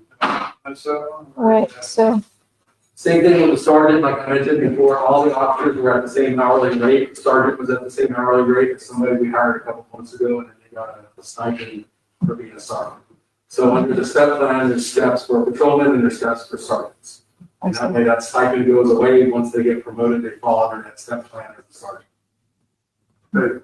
I came by and visited with you and had done, just a quick calculation on per capita. You told me that wasn't really a good index and that you looked on the number of calls and things of that nature. There wasn't historic data available to you. And I was seeing if you've made any progress on that. What I've made in progress is putting things in place where we can capture it. This is not, In the future, but there's no historic data to work. not that I'm comfortable using because the way they capture it. For example, they, a call for service. So for example, you get a 911 hangup. The officer would go make that call, they wouldn't generate an incident. So it's hard to capture the data. So now every time they get a call for service, it's gonna generate an incident number so I can track all of those calls. And so I've gone back old school on them and I've got them doing some manual daily logs right now so I can show when they were dispatched, when they arrived, and when they cleared. So I can capture that total time they're spending on calls. So what that'll help us do is forecast based on our call volume, how many officers we need, and then probably midway through the year, if I start getting numbers together, I'm gonna come to you all and I'm gonna say, what do you all think is an appropriate time to see an officer on a residential street, on a commercial street? Then I can try to break down, based on the number of officers we have, all historical call volume, vacation time, training time, all those factors that affect our manning, and try to determine what our manning should be based on what the community expects to see police officers and what you expect our response times to be. So today we made the first change in the way we're capturing that data. And so it really won't be good data till for next full year. But I want them to start doing it now so they get used to doing it. I can catch all the bugs now. And by 1 January, we've got a good system in place. So as we go through next year, I'll have good data. That and so what we had talked about briefly is that it's hard to compare one city to another when you look at population per number of officers. So back in the 60s, some chief was standing in front of council looking one more officers, so we came up with this theory that said X number of people means X number of officers. Well, that doesn't work. For example, in the city of Blanco, our daytime population is larger than our nighttime. People in town doing things, shopping. So if you're using our population, we may not have the staffing to handle when everybody's here in the summer enjoying the river and doing those other things. Cities in the Metroplex, Addison, other cities, their population is very small, but they have 10,000 restaurants. So their daytime population could be 100,000 people. Their residential population is only 10,000. And then you have demographics. So you have cities that could only be 2 square miles and have 5,000 people, but it could be primarily low-income housing, different demographics. They could have different types of businesses that attract more officer calls compared to a 2,000-bedroom residential community that doesn't have business and everything. So I think a more accurate way of doing it is by officer availability, trying to determine the number of officers we have, how often are they available to take calls, to be proactive and control. So that's the model I'm trying to build. Okay. SRO, I think we talked about that briefly before the meeting. That's kind of a lost route for on one side of the year. Total.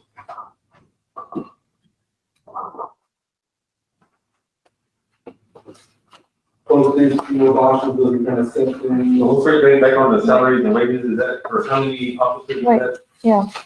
That's, total is 10 days. And not including this, excluding each year. I think, does the total include the group? Okay, what was the question? Salary.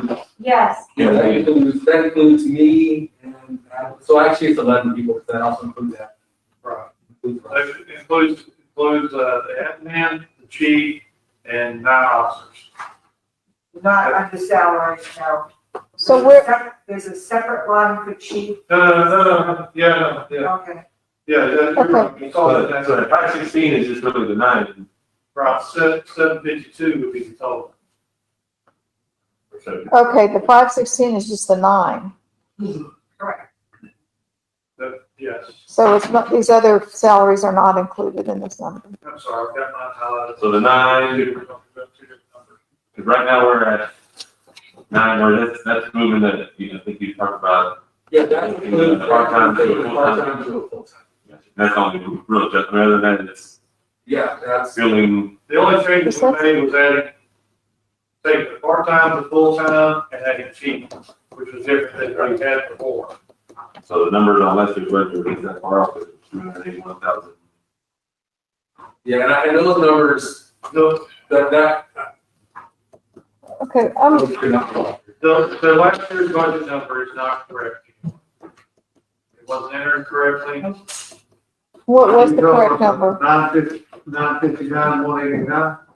Sorry?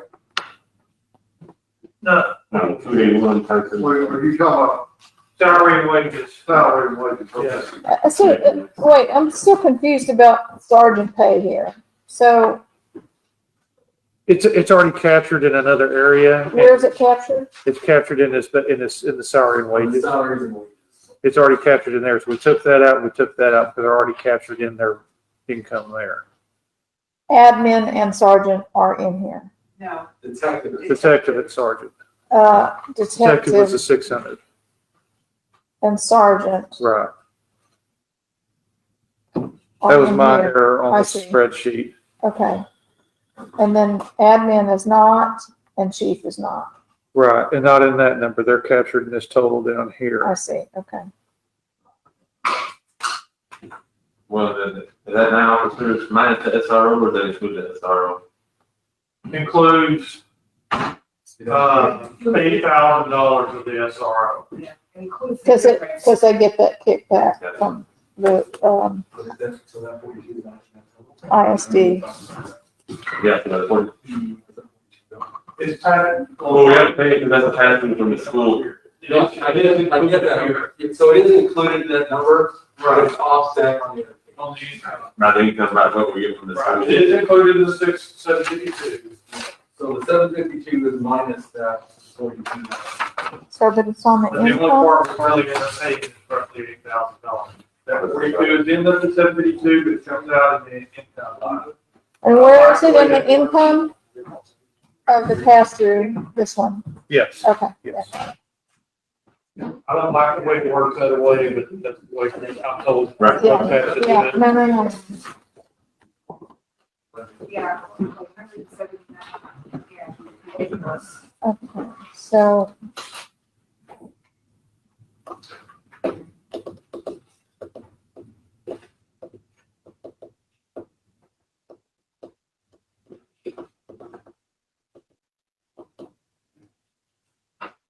So, and you're saying the difference is just moving that one officer to In total numbers. full-time, and then that you've moved these other figures down. I mean, I've got a comment. And I mean, I understand what you're doing with the vehicles and with the equipment and everything. But as I look at this, I'm looking at basically a 40% increase in our police budget from last year. Is that not correct? I say it's not correct because the numbers from last year are not accurate. So when I got here, the chief's position had been vacant since May. The patrolman's position had been vacant since May. Yep. And I was told I was $31,000 over budget. So there's no way the numbers were accurate and right when we still have August, September, October, August. So there's over 2 months. We were left. $31,000 over in payroll. Okay. So what is it? Right, but what I'm looking at is, you know, our cost today is 829,000. And we're roughly 86.5% for the year. And if you interpolate that back out for the next 7 weeks, that puts you at 958,000. So like you said, we may not have had a full. Well, there's several other things that weren't budgeted in there as well now. I'm just telling you. Just as he said, there's poor data, to go back to his department, poor data delivered dealing with all across the board. Chief did this budget last year. This was not even on, Chief Ritchie did this budget. Right. So there was not even city hall involvement to have anybody, go back and say, well, I remember him talking about this, we didn't get that, we just got a budget presented. That's the way it happened. So, Well, we look at, what we're doing here. I mean, that's beneficial to me. right, And I just, you know, it looks like we're gonna be within our dollar allocation of budget. Not saying that we were properly staffed during the year. Right. Not saying that we didn't acquire any vehicles, you know, I mean. Yeah, no, I was just saying that, I mean, there's an increase, but I don't think the percentage is correct if you're using an inaccurate number from last year. The increase. Yeah, I mean, Right. we would have been, if we could maintain full staff, we would have been overlooked. We're already, even without the staff. it's paid. On payroll. But We saved in other places along the way too. Thank you for our. So the things that affect some of that is the payroll and then the vehicles. So although, you know, the vehicle plan moving forward, like we talked about, the purchase of vehicles, we're still paying for a lease for the next 2 years. Right. So, I mean, you know, we can keep dividing that up over 3 years, or we can own them and make more money on them at the end. So that's the increases, because also if you're showing a purchase and an existing lease. And so that's a significant amount, but I mean, that's one of those things that we just can't. 70,000 for the two vehicles, or if we're lucky 60, you know. And plus the equipment. Yeah, there's another 50 plus 70 on the camera, so we're looking at $100,000, so that's $130,000 difference, right? Mhm. But the equipment outlasts the vehicle, so that's the plan, is to be able to upgrade. it. Right, I mean, not every place, we're purchasing. I mean, I guess, I'm gonna go a year from now, and when we come back, we're not gonna have $50,000 for equipment. We're just trying, we're gonna, Depends on, Well, once we get it in place, no. So, once we get the vehicles, you know, so if we replace the vehicles, the first time we replace the vehicles, that $50,000 will be there. The second time we replace them. So if y'all approve this budget in 3 years, or after 3 years is up, if we replace these vehicles, you won't see that $50,000 for the equipment. So it offsets itself, but we have to wait for that cycle on those vehicles.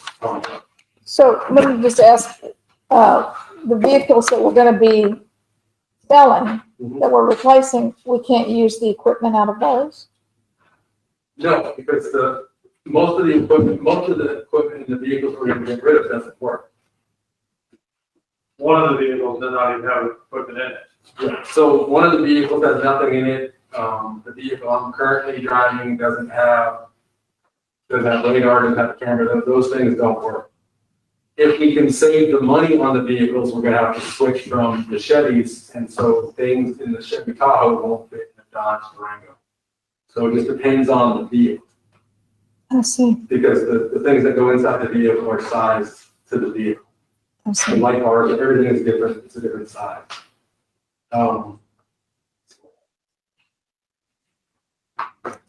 So currently the 3 vehicles that, and if you look under assets, there were sales, so we're trying to capture some money by selling those vehicles to offset from the cost. So the vehicles we're looking to replace, there's a 2015 with over 100,000 miles on it now. The 2015 that has over 80,000 miles on it now, so if we keep that vehicle for another year, it'll have 110-ish miles on it. And then the other vehicle is a 2013 Taurus that has no equipment at all.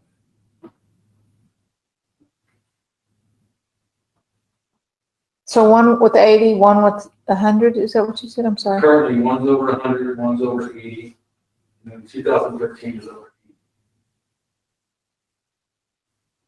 80. The Taurus. And that one has no equipment. The Taurus is a piece. Yeah, and so, and the vehicles behind that, we have a vehicle with 68, 72, another one with 66. So those vehicles will be pushing 100 next year. So we don't replace vehicles this year. At the same time, next year, we'll have 5 or 6 vehicles with 100,000 miles. Right. I mean, it's, And I didn't provide, You pay now, you pay later. yeah, we're kicking shit down the road. And I called, somebody that does online auctions. They specialize in municipalities and counties to ask them, what do you think we could get Mhm. for these vehicles? So his guesstimate now was, $5,000-6,000 for the Tahoes. But I will tell you, if we put another 30,000 miles on them, we'd be lucky to get $1,500 on them. Yeah. And our expenses for the year are gonna increase to maintain those vehicles. I just don't want to put us in a position next year where we got a fleet of 6 out of 8 vehicles over 100,000 miles, and our maintenance costs, and then is through the roof, and our resale value is through the basement. So, it's the so I same, try to, sorry, it's the same story that we talked about with infrastructure. We Right. delayed fixing it, delayed fixing until we have to. It just costs a lot all front. We've got to start this plan at some point to update our resources. and I get the value of the lease where it spreads that cost out, but if you have to do a new lease, if we lease those vehicles again, we'd be paying almost as much money as if we were purchasing them. But that's gonna be split, we're actually spending more money, if you divide it out over 3 years, but to get on this plan, by the 3rd year, we have 3 separate leases, and we'd be paying just as much as if we were purchasing, Right. owned them, and had the ability to sell. So you're saying we're getting rid of 3 vehicles, and replacing them from those 3 that you said, 100,000 or 80,000 in the forest? Yes. Did I do this? Did I pass this out when I was fine? Or was that a step? No, I think it's set plan last time. So you appreciated the vehicle, I haven't seen the vehicle, How many copies have you passed out? this He, day? he did it last week, and I don't have that with me, because I don't have last week. So So, would it make sense to add those vehicles as income on the ones we're trading, he said, It is, it shows. oh, that's your income? Oh, it is. If you look at, those quick hand.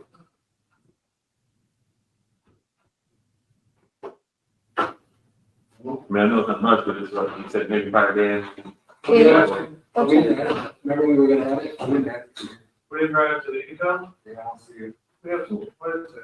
So I mean, I have to take a copy. So, I mean, 15 or 12 or 15. So we had looked at budgeting $15,000 for sale of assets, is how it should be looked at. And I apologize, I looked at this, it's kind of like reading your own report. Yeah. yeah, Until you go now. We did, we added it, where'd you put Is it? that Derek Salisbury, sheet of mine? Yeah, so we did add. Oh, wait. So, No, that's a so, camera. 15. 17,000. 17? 17. Yeah, okay, so, 17,000, we added 3 vehicles, 17,000. yeah. So we added 17. So I know, I mean, Wait, you added it, it doesn't show anything. It's not on the We got. It's supposed to be on the spreadsheet, but it should be under assets, Sale of assets. sale of assets on the income statement, but it's not here. For whatever reason, this version of it didn't come out with it, okay, so it's not in the total? but it will be added to. I'll add some This more. is totally going to go up like that. So I Total income appreciate the fact that collectors.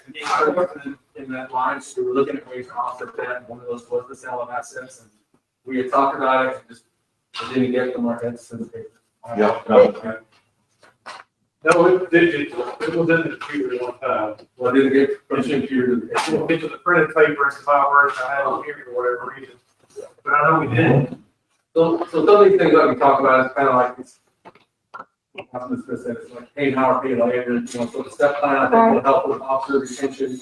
Every time we lose an officer, estimate it's about $20,000 to $30,000 by the time you get someone hired and trained and they're useful. So, you spend $1,000 to their salary, or you spend $30,000 on somebody. Vehicles are kind of the same way.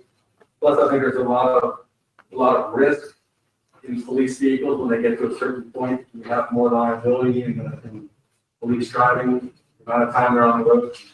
And I think we just need to look at the risk factor of not. Where is the police? Thank you for money. Never there when you need them. It's a significant, It's a significant increase in the total budget though. Not really. No. There was so much missing. But we don't have accurate numbers from, No. you're saying what the real numbers were, Correct. but even if the numbers, but if you're saying these numbers are wrong, it's still a 30% increase. Is it, am I reading that wrong? I'm saying from the wrong numbers, it's a 30% increase, and you're saying that you think that this number should have been higher. Oh, considerably. Because you'll see all of these, like this one, is at zero. It should be. This is at zero. Percentage would probably be approximately 3%. And there's some compliance issues in there as well. Part of that's the 30,000 we put in for the, Fence, the fence. the fence, the security fence that needs to be in there. And that, again, that's part of compliance. And Right, we're not. right, but, An example, they didn't even budget last year for telephones in their office. right, but, you know, again, I'm just gonna say, $30,000 out of $1.3 million, that's a small percentage. Well, it's just an idea that the compliance stuff is what they were training. Right. They're not fully trained. So, but again, the vehicle, the equipment, and then you add $30,000, I mean, so now you're almost at, $190,000. so that's almost $200,000, so $300,000 vehicle and a fence. So the $30,000 isn't Right, significant, but when you add it, but it's really, you're looking at vehicles, fence, you know, most of the other line items were very, These salaries is the payroll numbers were just, I think that's getting things where they needed to be. right, There's a little increase there. Insurance numbers were, I think, totally. Well, I don't think it costs as much to cover those 3 Crown Vics that we carried for 6 years as it did, to carry the new vehicles, that we haven't had in a while. Crown Vics. I did a change request to our company to change 11 vehicles between 2 departments. 11. So certain things, so like I can tell you, like, so when I came up with these numbers, and kind of like we talked about before, there's no history, so I've got documentation to equal these numbers. And I just opened this page, so here's an example. Registrations and inspections where are we? Like, on the page 6 of 12. page 6, Page 5 of 5. 5 of 5? Uh-huh, So there's $49 budget. So we know how many vehicles we have, we know that it costs $14 a year to register the vehicle. Right. So that's just an example, so that's almost half of what it actually costs to be registration of vehicles. uh-huh, And that just happens to be where I was, you know, looking for some of these things that I didn't understand how that number came, because when I did registration, I said we have 8 vehicles, it's $14 a year, 8 times 14, that's how much it's gonna cost us for registration. Oil changes, they budgeted $2,000. Well, we know how much an oil change costs, we know that an oil should be changed every 5,000 miles. If we're averaging 30,000 miles a year per vehicle, that equals 6 oil changes a year times what we know we pay for an oil change. So those are actual numbers. right, Oil change is $85.94. And we're gonna start shopping those things, but right now, those are the numbers we have. mhm. It costs as much as you do yourself. What? The costs as much as you do it yourself. We'll try to look at some other, I think public works would be doing that once we get it. yeah, they can do oil changes. You know, then look at, where we go, safety. $85. $5,000, $5,100 was budgeted last year. But that's what was spent, So repairs, or that's what, you know, safety equipment, oh, safety. what is safety? I'm Yeah, what is that? not sure. Oh. That's exactly my point. Okay, so I labeled that as body armor because I know how much body armor costs, and I know how often you need to recycle bodies. Uh-huh. Well, we'll use an example of some, we Paula can attest to this, there's previously, she was, they had to code their bills. Uh-huh. We received, how much was it? It was in general office supplies, covered. Which done that. Hey. It was what? So, I feel like they had tasers, and, They were coded as office. coded as all supplies. So you see what you got as a point.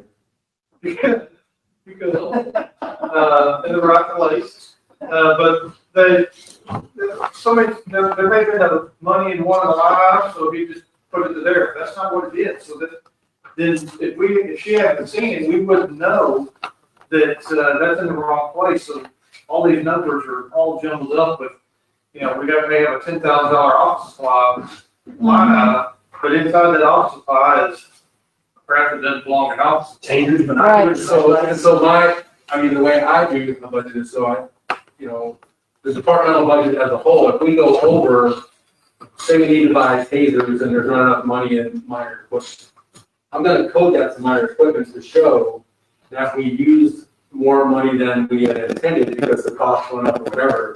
But then I'm gonna try to save that somewhere else. So I won't spend as much money on office supplies, but I'm gonna code it where it needs to go.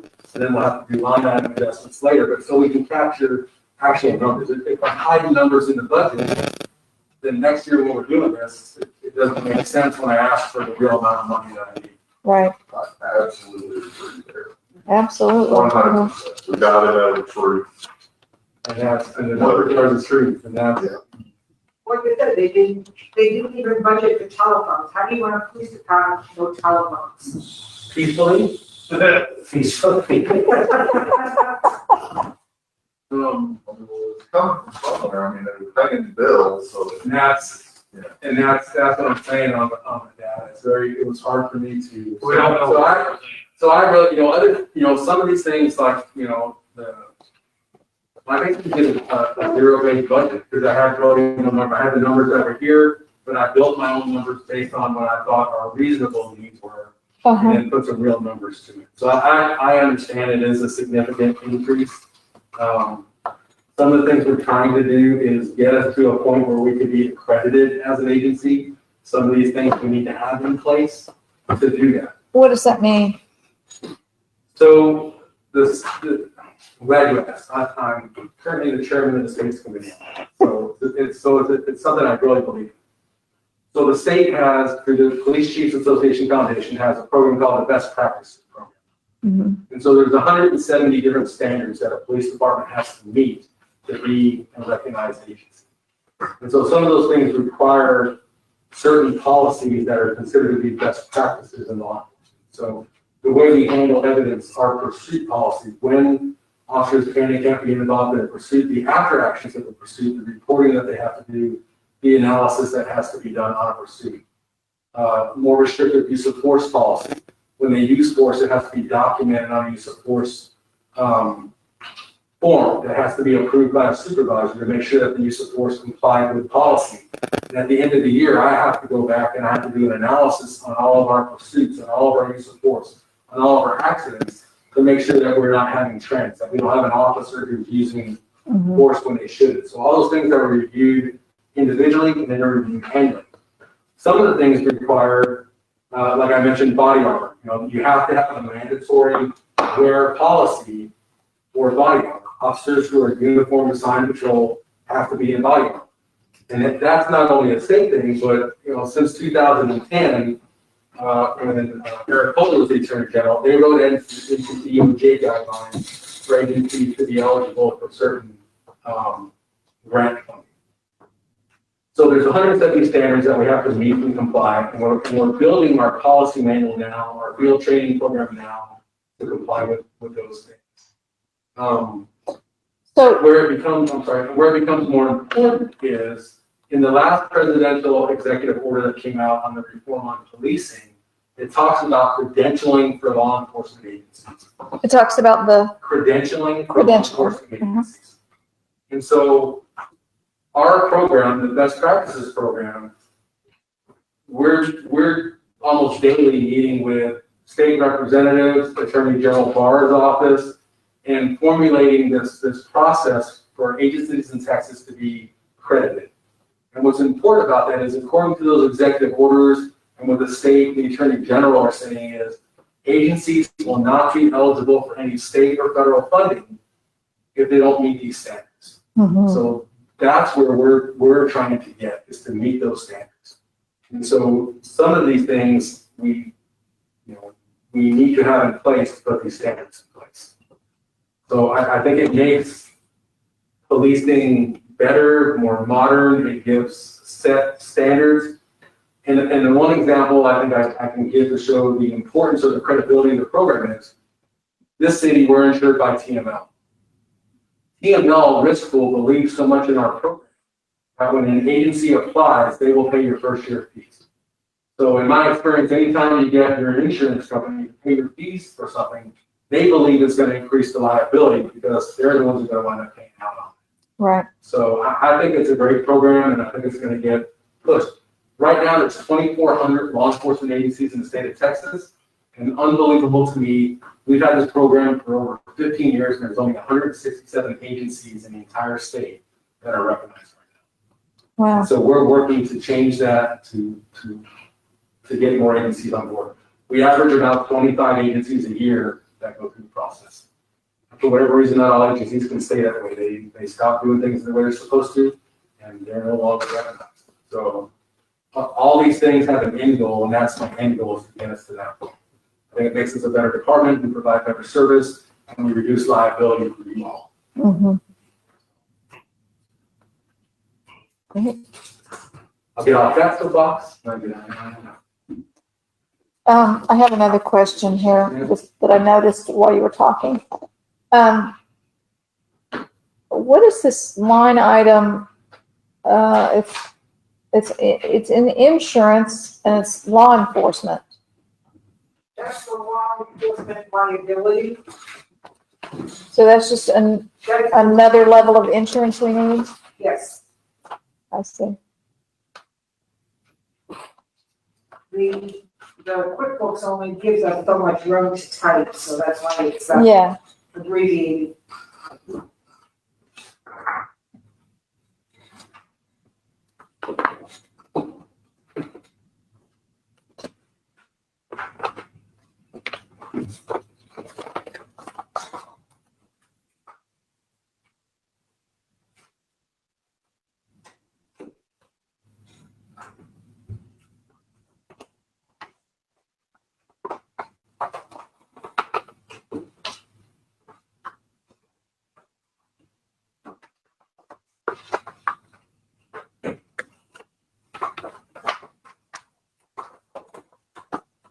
I appreciate what you put into this.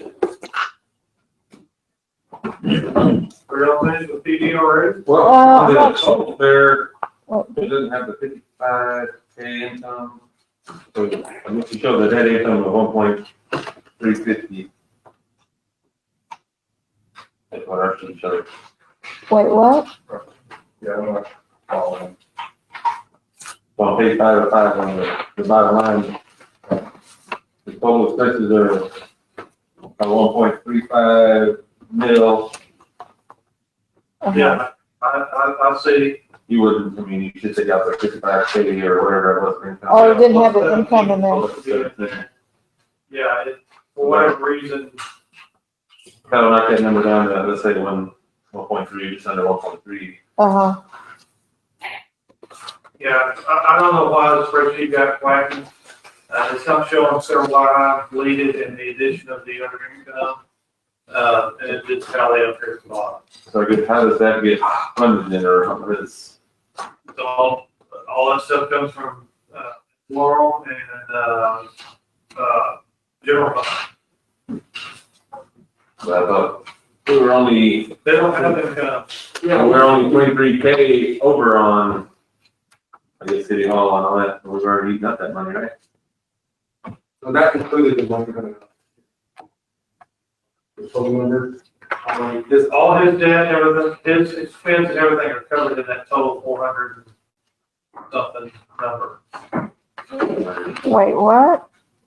I'm not following. Let's go back to the. The 104 surplus that we'll talk about includes 140 includes this being all. So that, the difference, 140 surplus from fishing or? or no. Projected. balance is projected Projected? over.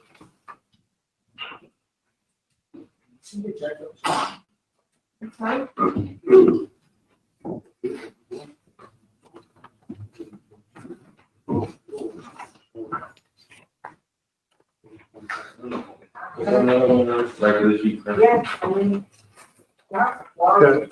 On the third page, where it says total proposed expenses, it includes all that expense.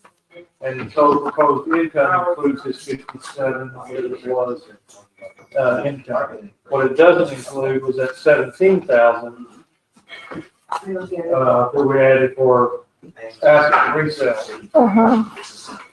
So that, now that it Well, we covered, this is from all the federal taxes.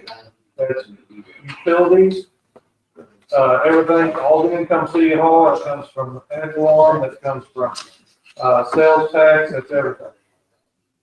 That's our total income. It's just summarizing all the departments together, because, for example, city hall includes code compliance, municipal court, community aid, public works has parks and streets, water, plant, sewer, and then PD is all debt and all income is summarized right there. Now, that's because I forgot that 17, that didn't show up on the spreadsheet, and it reduces to 12 and 6, 100 off there too, that would change this to a 17,000, 18,000, and change. Projected budget over. So Chief just saved us the money. I wrote it down. No, I don't know why that didn't show up on the spreadsheet. but It's okay, I'll look at it.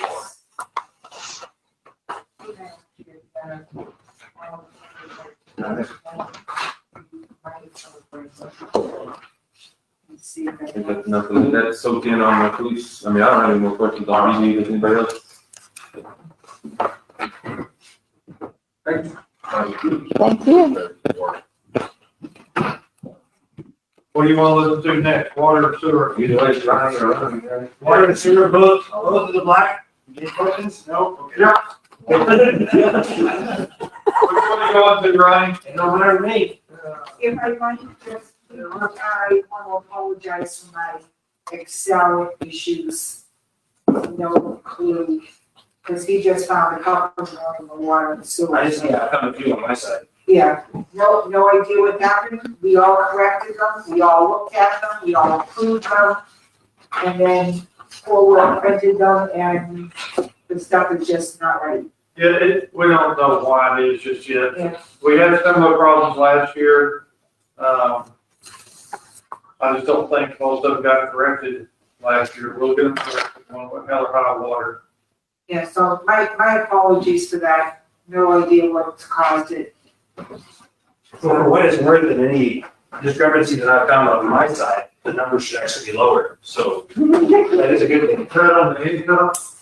No, expense over. It's actually, if we want to go to water, it's water. Yeah, Water? between you and, Paula, you guys have more of the city income. So dadgum Russians.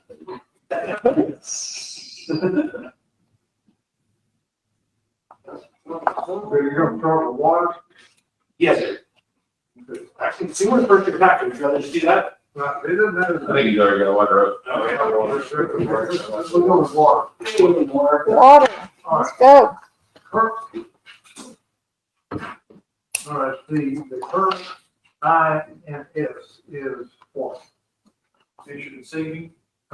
Interest in sinking? The current INS we have up to August 7th is, the income of $365,000. Okay. And of course, And that's for water, and it shows exactly the same thing on sewer. that is because, again, we're gonna be going through water and sewer, and mind you, We, no, You got about two, or? no, but what it is, water and sewer used to be together. So Right. on the year-to-date and the budgeted numbers, they're gonna be identical from water to sewer, because now we're doing a split. This So- has caused a little bit of, They weren't so So you just took, you took the whole number and split it in half, is that what you're saying? for your product. Yeah. So, you know, this, you said, I was actually got a little about this, it has been, like, together, water and sewer, since the start of the city. There's a whole bunch of questions about this. Yeah, no Right, and, you know, kidding. and mind you, that's what we're going through here, and we're sitting here during this meeting, I'm literally going through and making more changes, because I didn't really catch that until, what, I guess late last week. Right, So there's some things where it's like, hey, I'm sure we spent this, $1,000 on water, $1,000 on sewer, they were together. So I'm literally making more changes as we're going through, but again, numbers are going down. So, Expenses are going down. expenses are going down. Not Be income. careful with not, which number you're calling. Well, now I wanted to see the water income and make sure that we didn't have that as the same thing. And we do. Yeah. I mean, the water, I mean, they mirror each other on some items. Well, our sewer, we're proposing to have the income with INS being $10,300, and then water, of course, being at $375. That is, That's correct. okay, yes, that is correct. But you're right, if you, when you have the What 21, budgeted is left over flat. Right. That is being together. But as what's proposed, is separated. right. So of course, more income numbers as far as the current interest. As you can see there, of course, we're up to 1336 as of right now. Of course, we broke that in half, 600. I guess it's actually more along the way than you. Which one are you talking about? yeah, where are I'm you? trying to call you. Yeah, me too. Oh, the second the current interest income. Oh, got you. See how I was saying that we're saying we're showing we're at 1336 as of August 7th, but we split that one right in half. Yeah. and, Wait, You know, when we get into delinquents, that's pretty much a crapshoot, so. oh, 1336, okay. So in water, you have the bulk water. Well, we have this showing for showing an income of $10,000. I don't know if you guys want me to go through every single one of these or. You know, they're not changing. Okay. Summarize the totals. All right. Let's go down to 10. Board tap fees. All right. Water tap fees, we actually trying to incorporate, what was it? It plus with 30 homes, And plus the 30, yes. 30 homes, $750 per tap. Yeah. And that's where those projected numbers came from.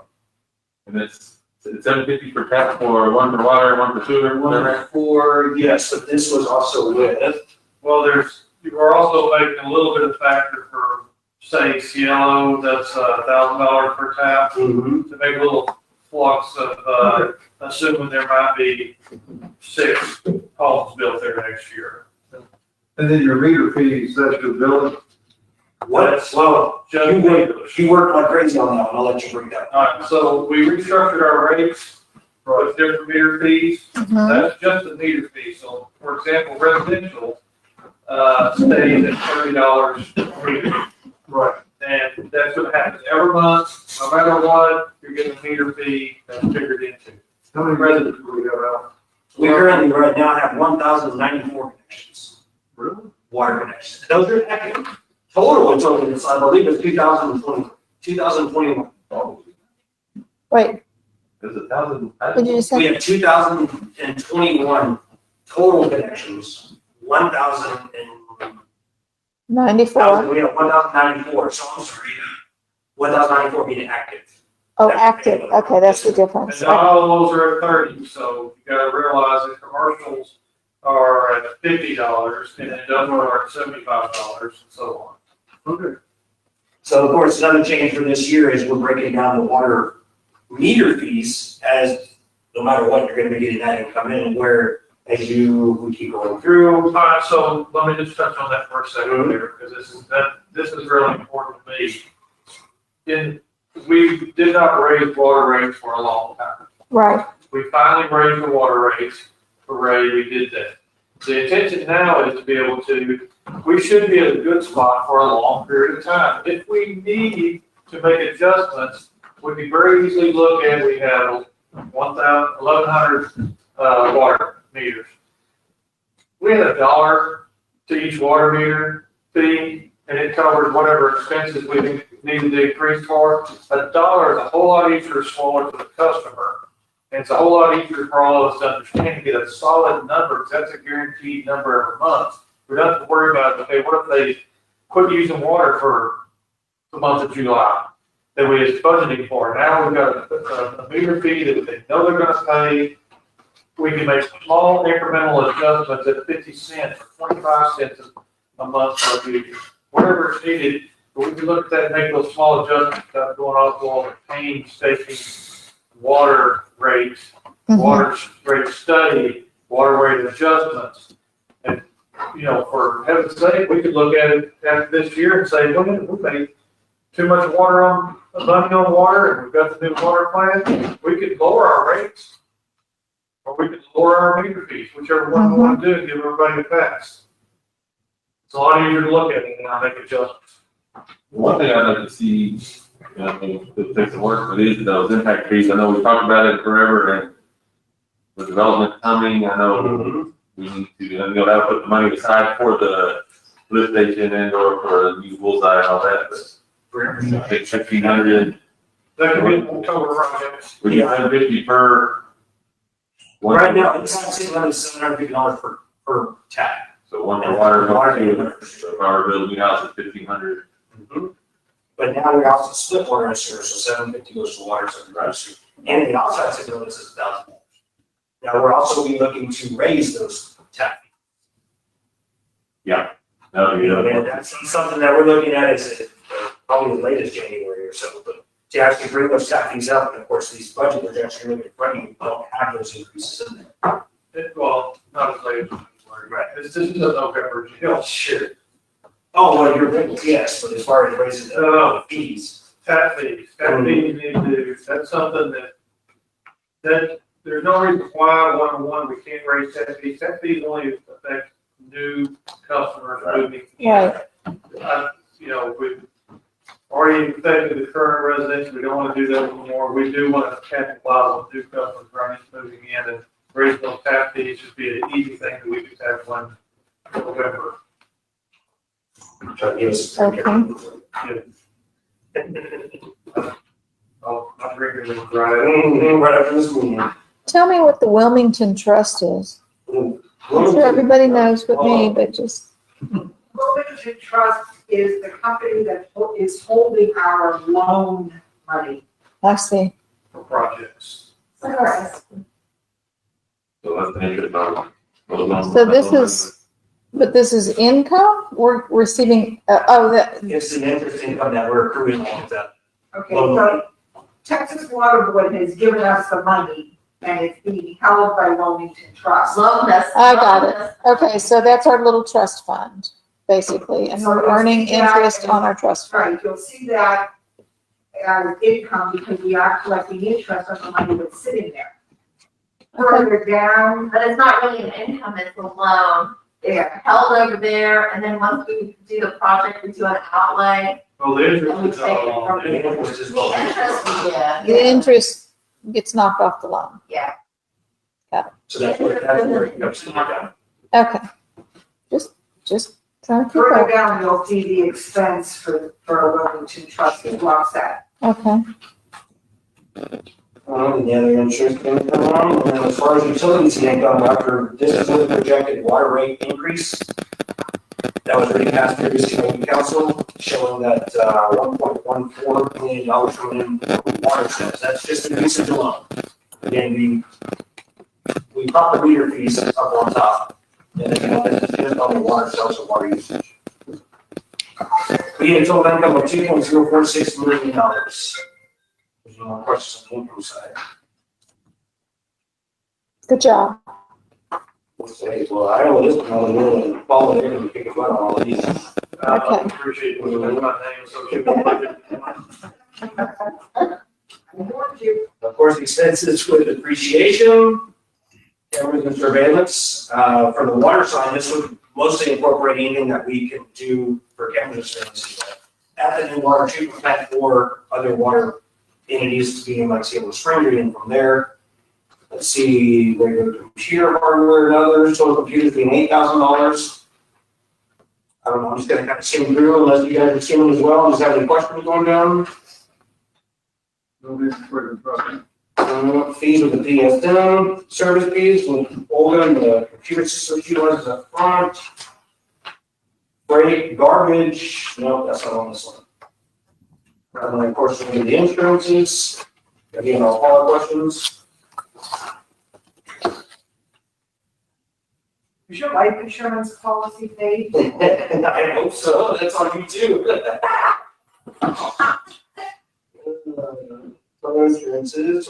So on these ones that aren't filled in for the proposed ones, Yes, no, you're gonna see links on this one because again, this is shared with the water sewer. Now, we do, what was it called? I'll summarize this. Right now, so when you see the budget, the title only, it'll make all those blanks go away, and you won't see all the little things. You'll see, health insurance, but you won't see that it's vision, workers' comp, real property, mobile. right, Because all those things really don't matter to you at the end of the day. You've already seen it. right, And then, so then we'll have one for water and one for sewer, and they'll be separated. You won't see all those blanks like that. well, so like garbage up here at the top of page 3, Will actually be on the sewer. it's on sewer, Yeah. okay, Garbage. We had got sewer. Okay. Right. so it just shouldn't be on this, it shouldn't be on the sheet, is that what you're saying? No, it still has to be because this is technically a chart of accounts. Okay, So it's still got to be in there. I see, It just don't have any money. okay, There's no money in it.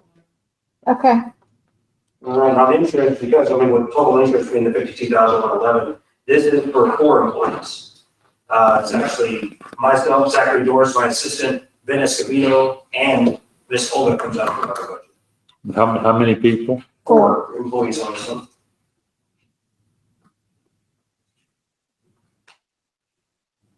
okay, Of course, now on the next page, you can see where those loans payable to be. When you break that down, yeah, well, 2015, 500.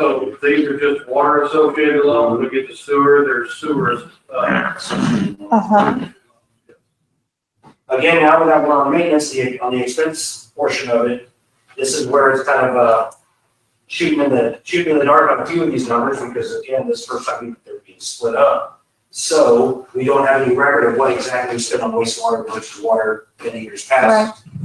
So. can you decipher this, CTS RCO? Yeah, that's what that is, the 2017 A, that is the loan payment. Oh, okay, these are the, Mhm. okay. That's just the names That's of the the lines. new water plant right there. Yeah, it is. That's the first. Yes, the first draw that they gave us on the 2.9 million, the first outlay on that. So the 2015 series pipeline, that is the Canyon Lake, or 281 pipeline we received water with. The And that one pays off in what? 2 more years? 2027, 25 or 27? it might be 25. I think it's 25. We're getting close to the end of that one. Yeah, we're nearing the end of that one. The other one, the 2017 A, that is the water plant rehab. That was the Compass, so 2.9 million initial, Yeah, and then that's the Blanco CTS RSBO 2020 is The supplemental. the supplemental that we had. so, The new stuff we already started. yeah, Okay, and those are all paid through the INS. okay, I just go down to maintenance or so. All pretty standard from the years previous. This is where you'll see Mr. Smith with the pumps and motors, like even just for the water side, $15,000 is something. What we end up doing with most of that is just repairing or whatever the case, the pumps and motors we do currently have, but that wouldn't be enough for a full replacement. Where a full replacement would be an emergency expense coming out of, most likely coming out of reserves. But you do keep an inventory. I do, right, sir. You got redundancy, not necessarily in the well, but you got it. Right, no, we do service records on every one of them, we reset certain, specified intervals and stuff from there, pull in pumps, everything, you name it, so. But there should be some equipment you'll be able to use in water plant too. We demo that. The pump that we, yeah. Yeah, oh, no, I mean, the water plant project itself, we're looking to, I mean, there's a series, I think there's 5 pumps total that's at that plant location right now that we are not gonna reuse on the new plant, but we can reuse them other places on the city. So, I mean, that, between that and wiring up the piping, we're looking to surplus every bit of thing we can from that water treatment plant. And then you're not like using on the sewer plant? There's items that I can use from that water treatment plant at the lift station for the wastewater treatment plant. So the wastewater plant itself, of course, being as new as it is, there's really nothing, there's no change in what there. Now that we've chosen to go irrigation wise, there's pumps and there's pipes and fittings and stuff that we can use on the irrigation aspect without having to have an expenditure here. So we're gonna surplus the majority of the items coming from the water treatment plant. But what we don't surplus, we'll end up using in-house. You know, that you just, per se, the backwash clarifiers got 2 submersible pumps in it that are 20 horsepower hydromatics, just like we had at the lift station, we'd be able to utilize for that. So if not, even then, have them refurbished to keep them on hand in case we do have other issues. So I'd like to say we're gonna have a surplus that is coming on a water treatment plant project of, you know, a good amount of money, $10,000 or so, but we're actually gonna use a lot of that materials within the rest of our infrastructure. Okay. Total, what do we got? We're not there yet.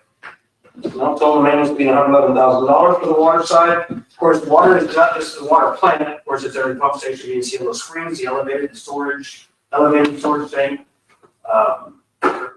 storage tank, lifter, and then our 20% ownership of the Canyon Lake tank and the pump station unit out there. We're going through, down more materials, Canyon Lake water. What we spoke about before was contemplating that the water treatment plant would be online for a series of 3 months, and then we'll use the Canyon Lake water for the next 9 months out of this budget year. Therefore, the budget number for Canyon Lake water went from $240,000 projected to $180,000. And they said that's that very low. If we stay on the plant longer, we're not going to use the Canyon Lake water. But if we take the plant offline, we're not going to use chemicals, electricity, and we'll use it all right. Right. So, of course, we've had discussions as well with that being an emergency connection, something, you know, just to put above you here now, but if we're with the new water treatment plant and having the river dredge and everything from there, essentially keeping, you know, the stability of our water treatment plant going, this was just primarily, Canyon Lake water will primarily just be an emergency connection, as it was so meant to be as well. But if there would ever be in the future another, I guess, water rate, if we had to go into emergency sources, we could actually pass that over to our customers.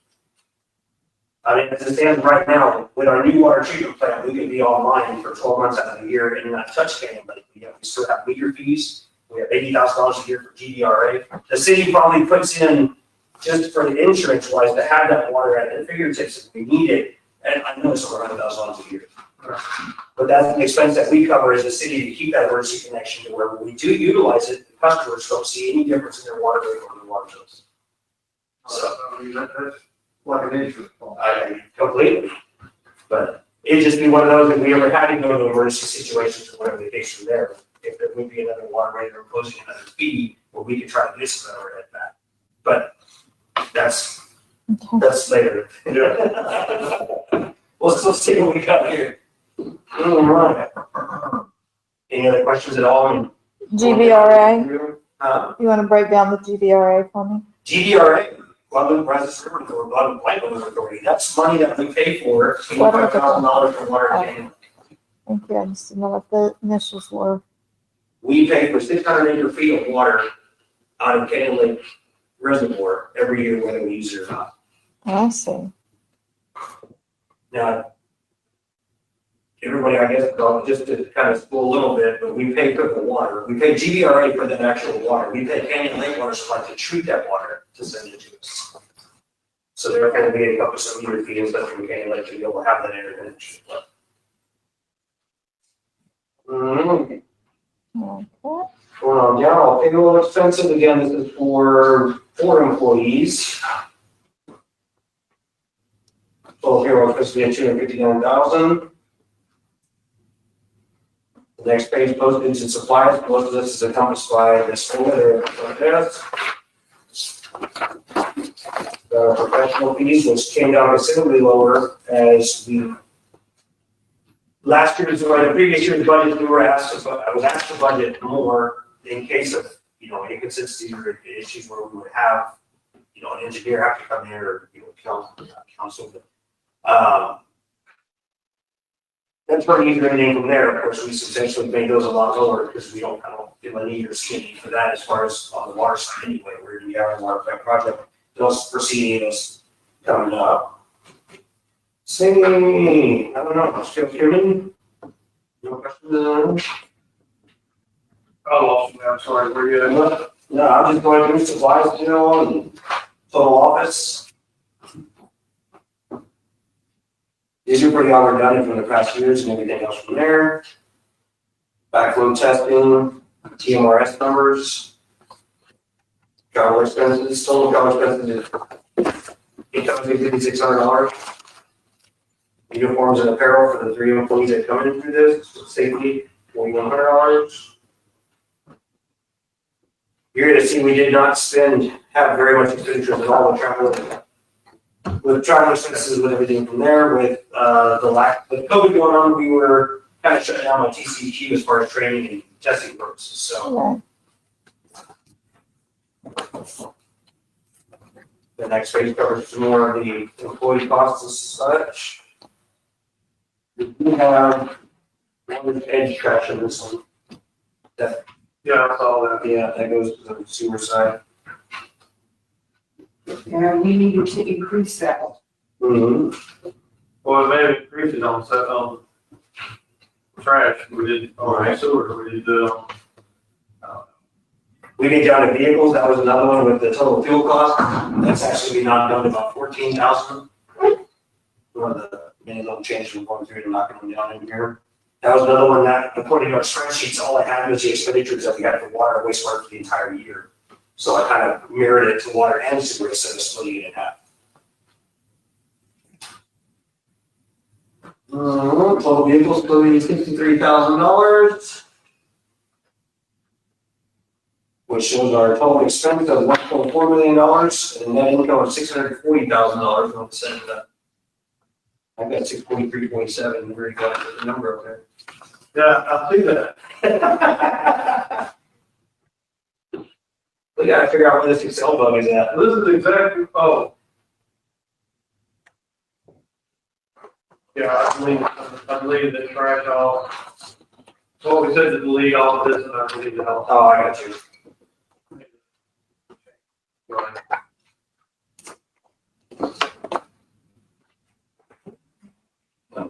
Questions? Not even from me. No?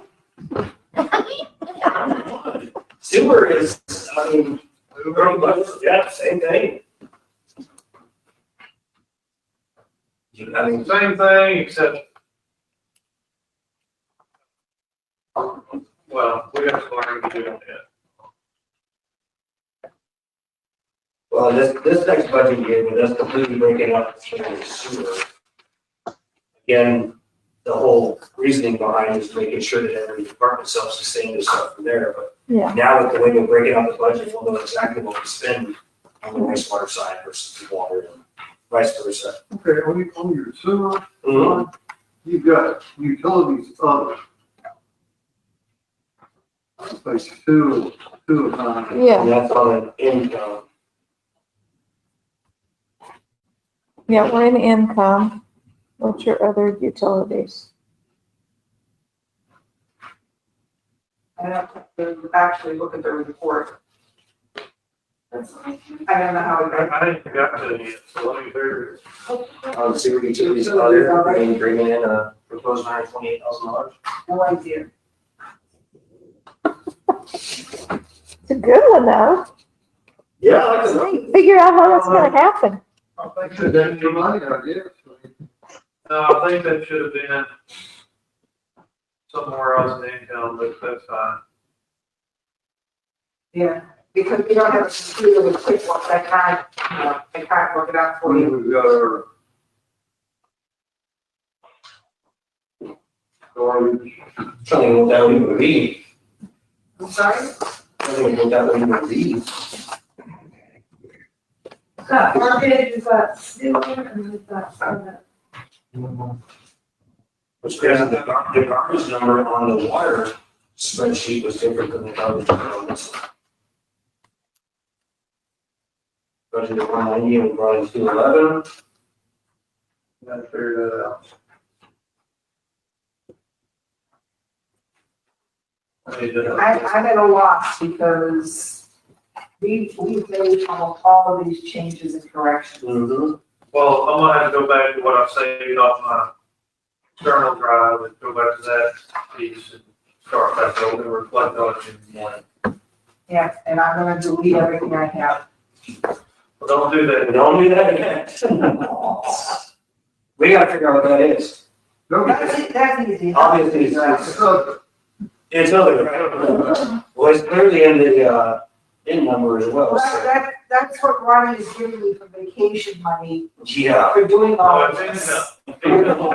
That's Yeah, right. you're gonna have to figure out how to back down. Where are we all going? Corner. Make a note of that one. 'Cause, yeah, that's gonna substantially drop. On that one. Yeah, It goes somewhere. I know it goes somewhere. I just gotta go back and figure it out. well, where else would it be? I mean, there's Wouldn't have a like, form on this one, was there? It's already done.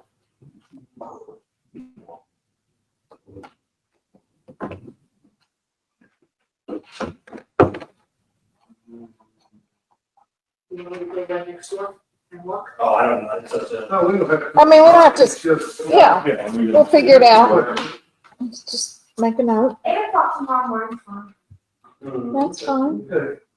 Bring it on. Yay. Right. Yeah, you're about that. Yeah. Well, I've got a question for you. When you get time, you know, you show 4.329 proposed income, could you list that for me, if you got that total? Is the total proposed? Yes. I mean, you know, it'll be ad valorem tax. Yeah, I started to do that. I just kind of ran into time. That's okay. But no, I haven't listed out and then put it in there. Good. It's on my phone. Oh, that's right. See, it's right up there. Yeah. Right or here? You don't see the yellow. I got all the plug. I think I heard you were listening to that. Okay, you were. Because I would be like, oh, yeah, that one. Yeah, 2017. Yeah. Oh my God. All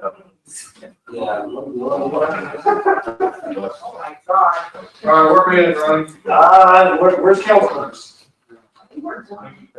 Why did the appreciation budget go down? Do what? From the 656.08 to the 400, this is another that's split. Oh, So, It's hard, you can't. again, yes, your first column, your budget column in the middle, those are gonna be numbers from last year, but mixed with water. right. I see. So water took the other 256. All right. So what, yeah, essentially, we have our 3 employees in water, and we're gonna have 3 in wastewater, being sewer, but one of them is a new hire. I see. So, the public works department encompasses 8 employees total, so 2 for streets and parks, 3 for wastewater, and 3 for water. But again, we can, if you guys want to go through and see what, but again, it kind of pretty much mirrors the water aspect of it. Right.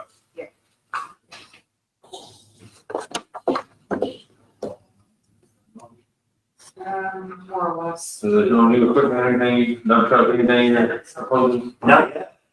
That's what CIPs. There Oh, won't be a new truck. oh.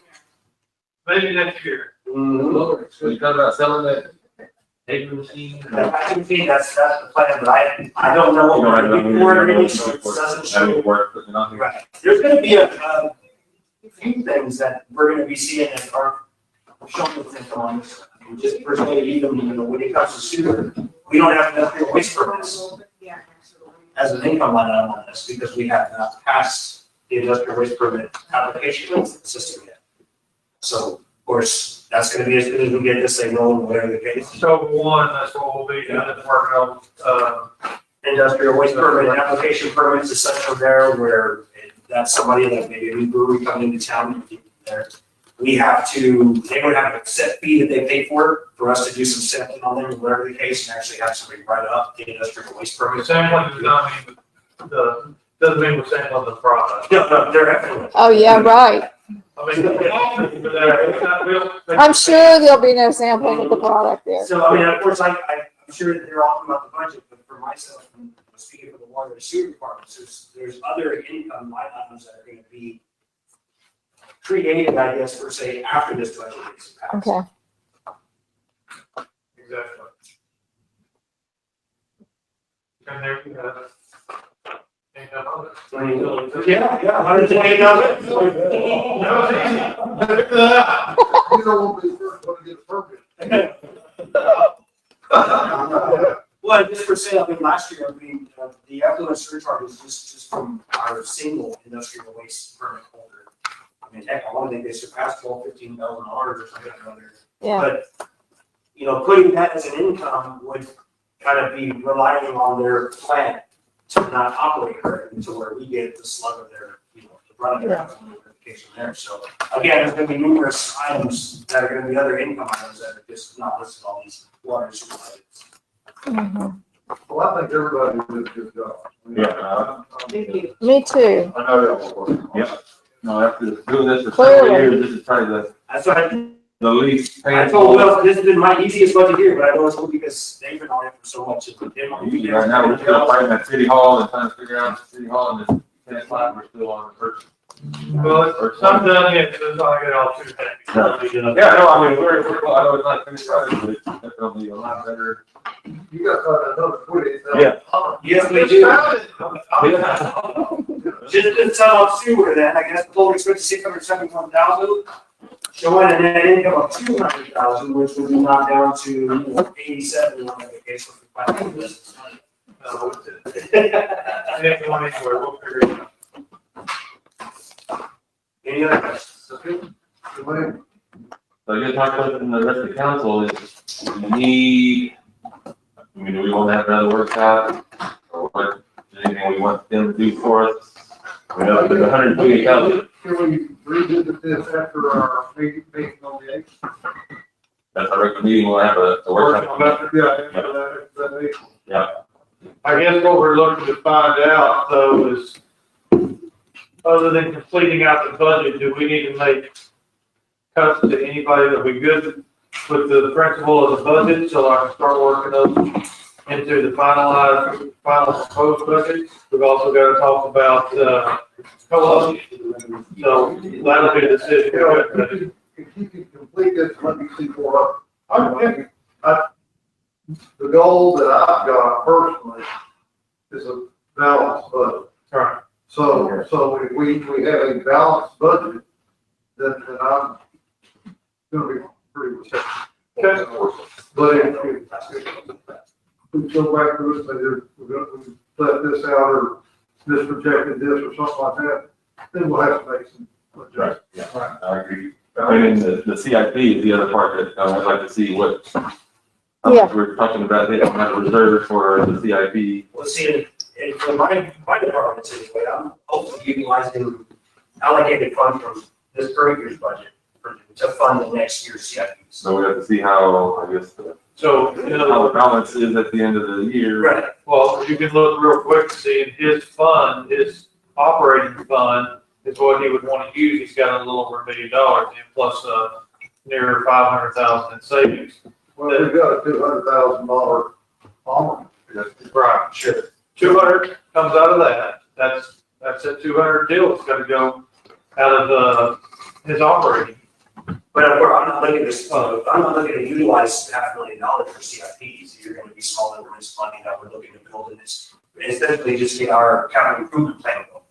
So if we put if say this, you know, we have these talks about this limitation, grant and such to be able to get things work from there, but what if that does fall through? We at least have a plan in place to say, hey, in the next 3 to 5 years, we can have a brand new lift station movement, do whatever we need to do. Just at least have some money to put towards that type of project. But But if we use allocated funds from last budget year, then we're not eliminating savings, is the idea. Right, right. Well, that will only do that, but Your attempts to fund the discharge pipeline out of your capital, right? Not the operating. No, I mean, it's not in here for your operating. Right.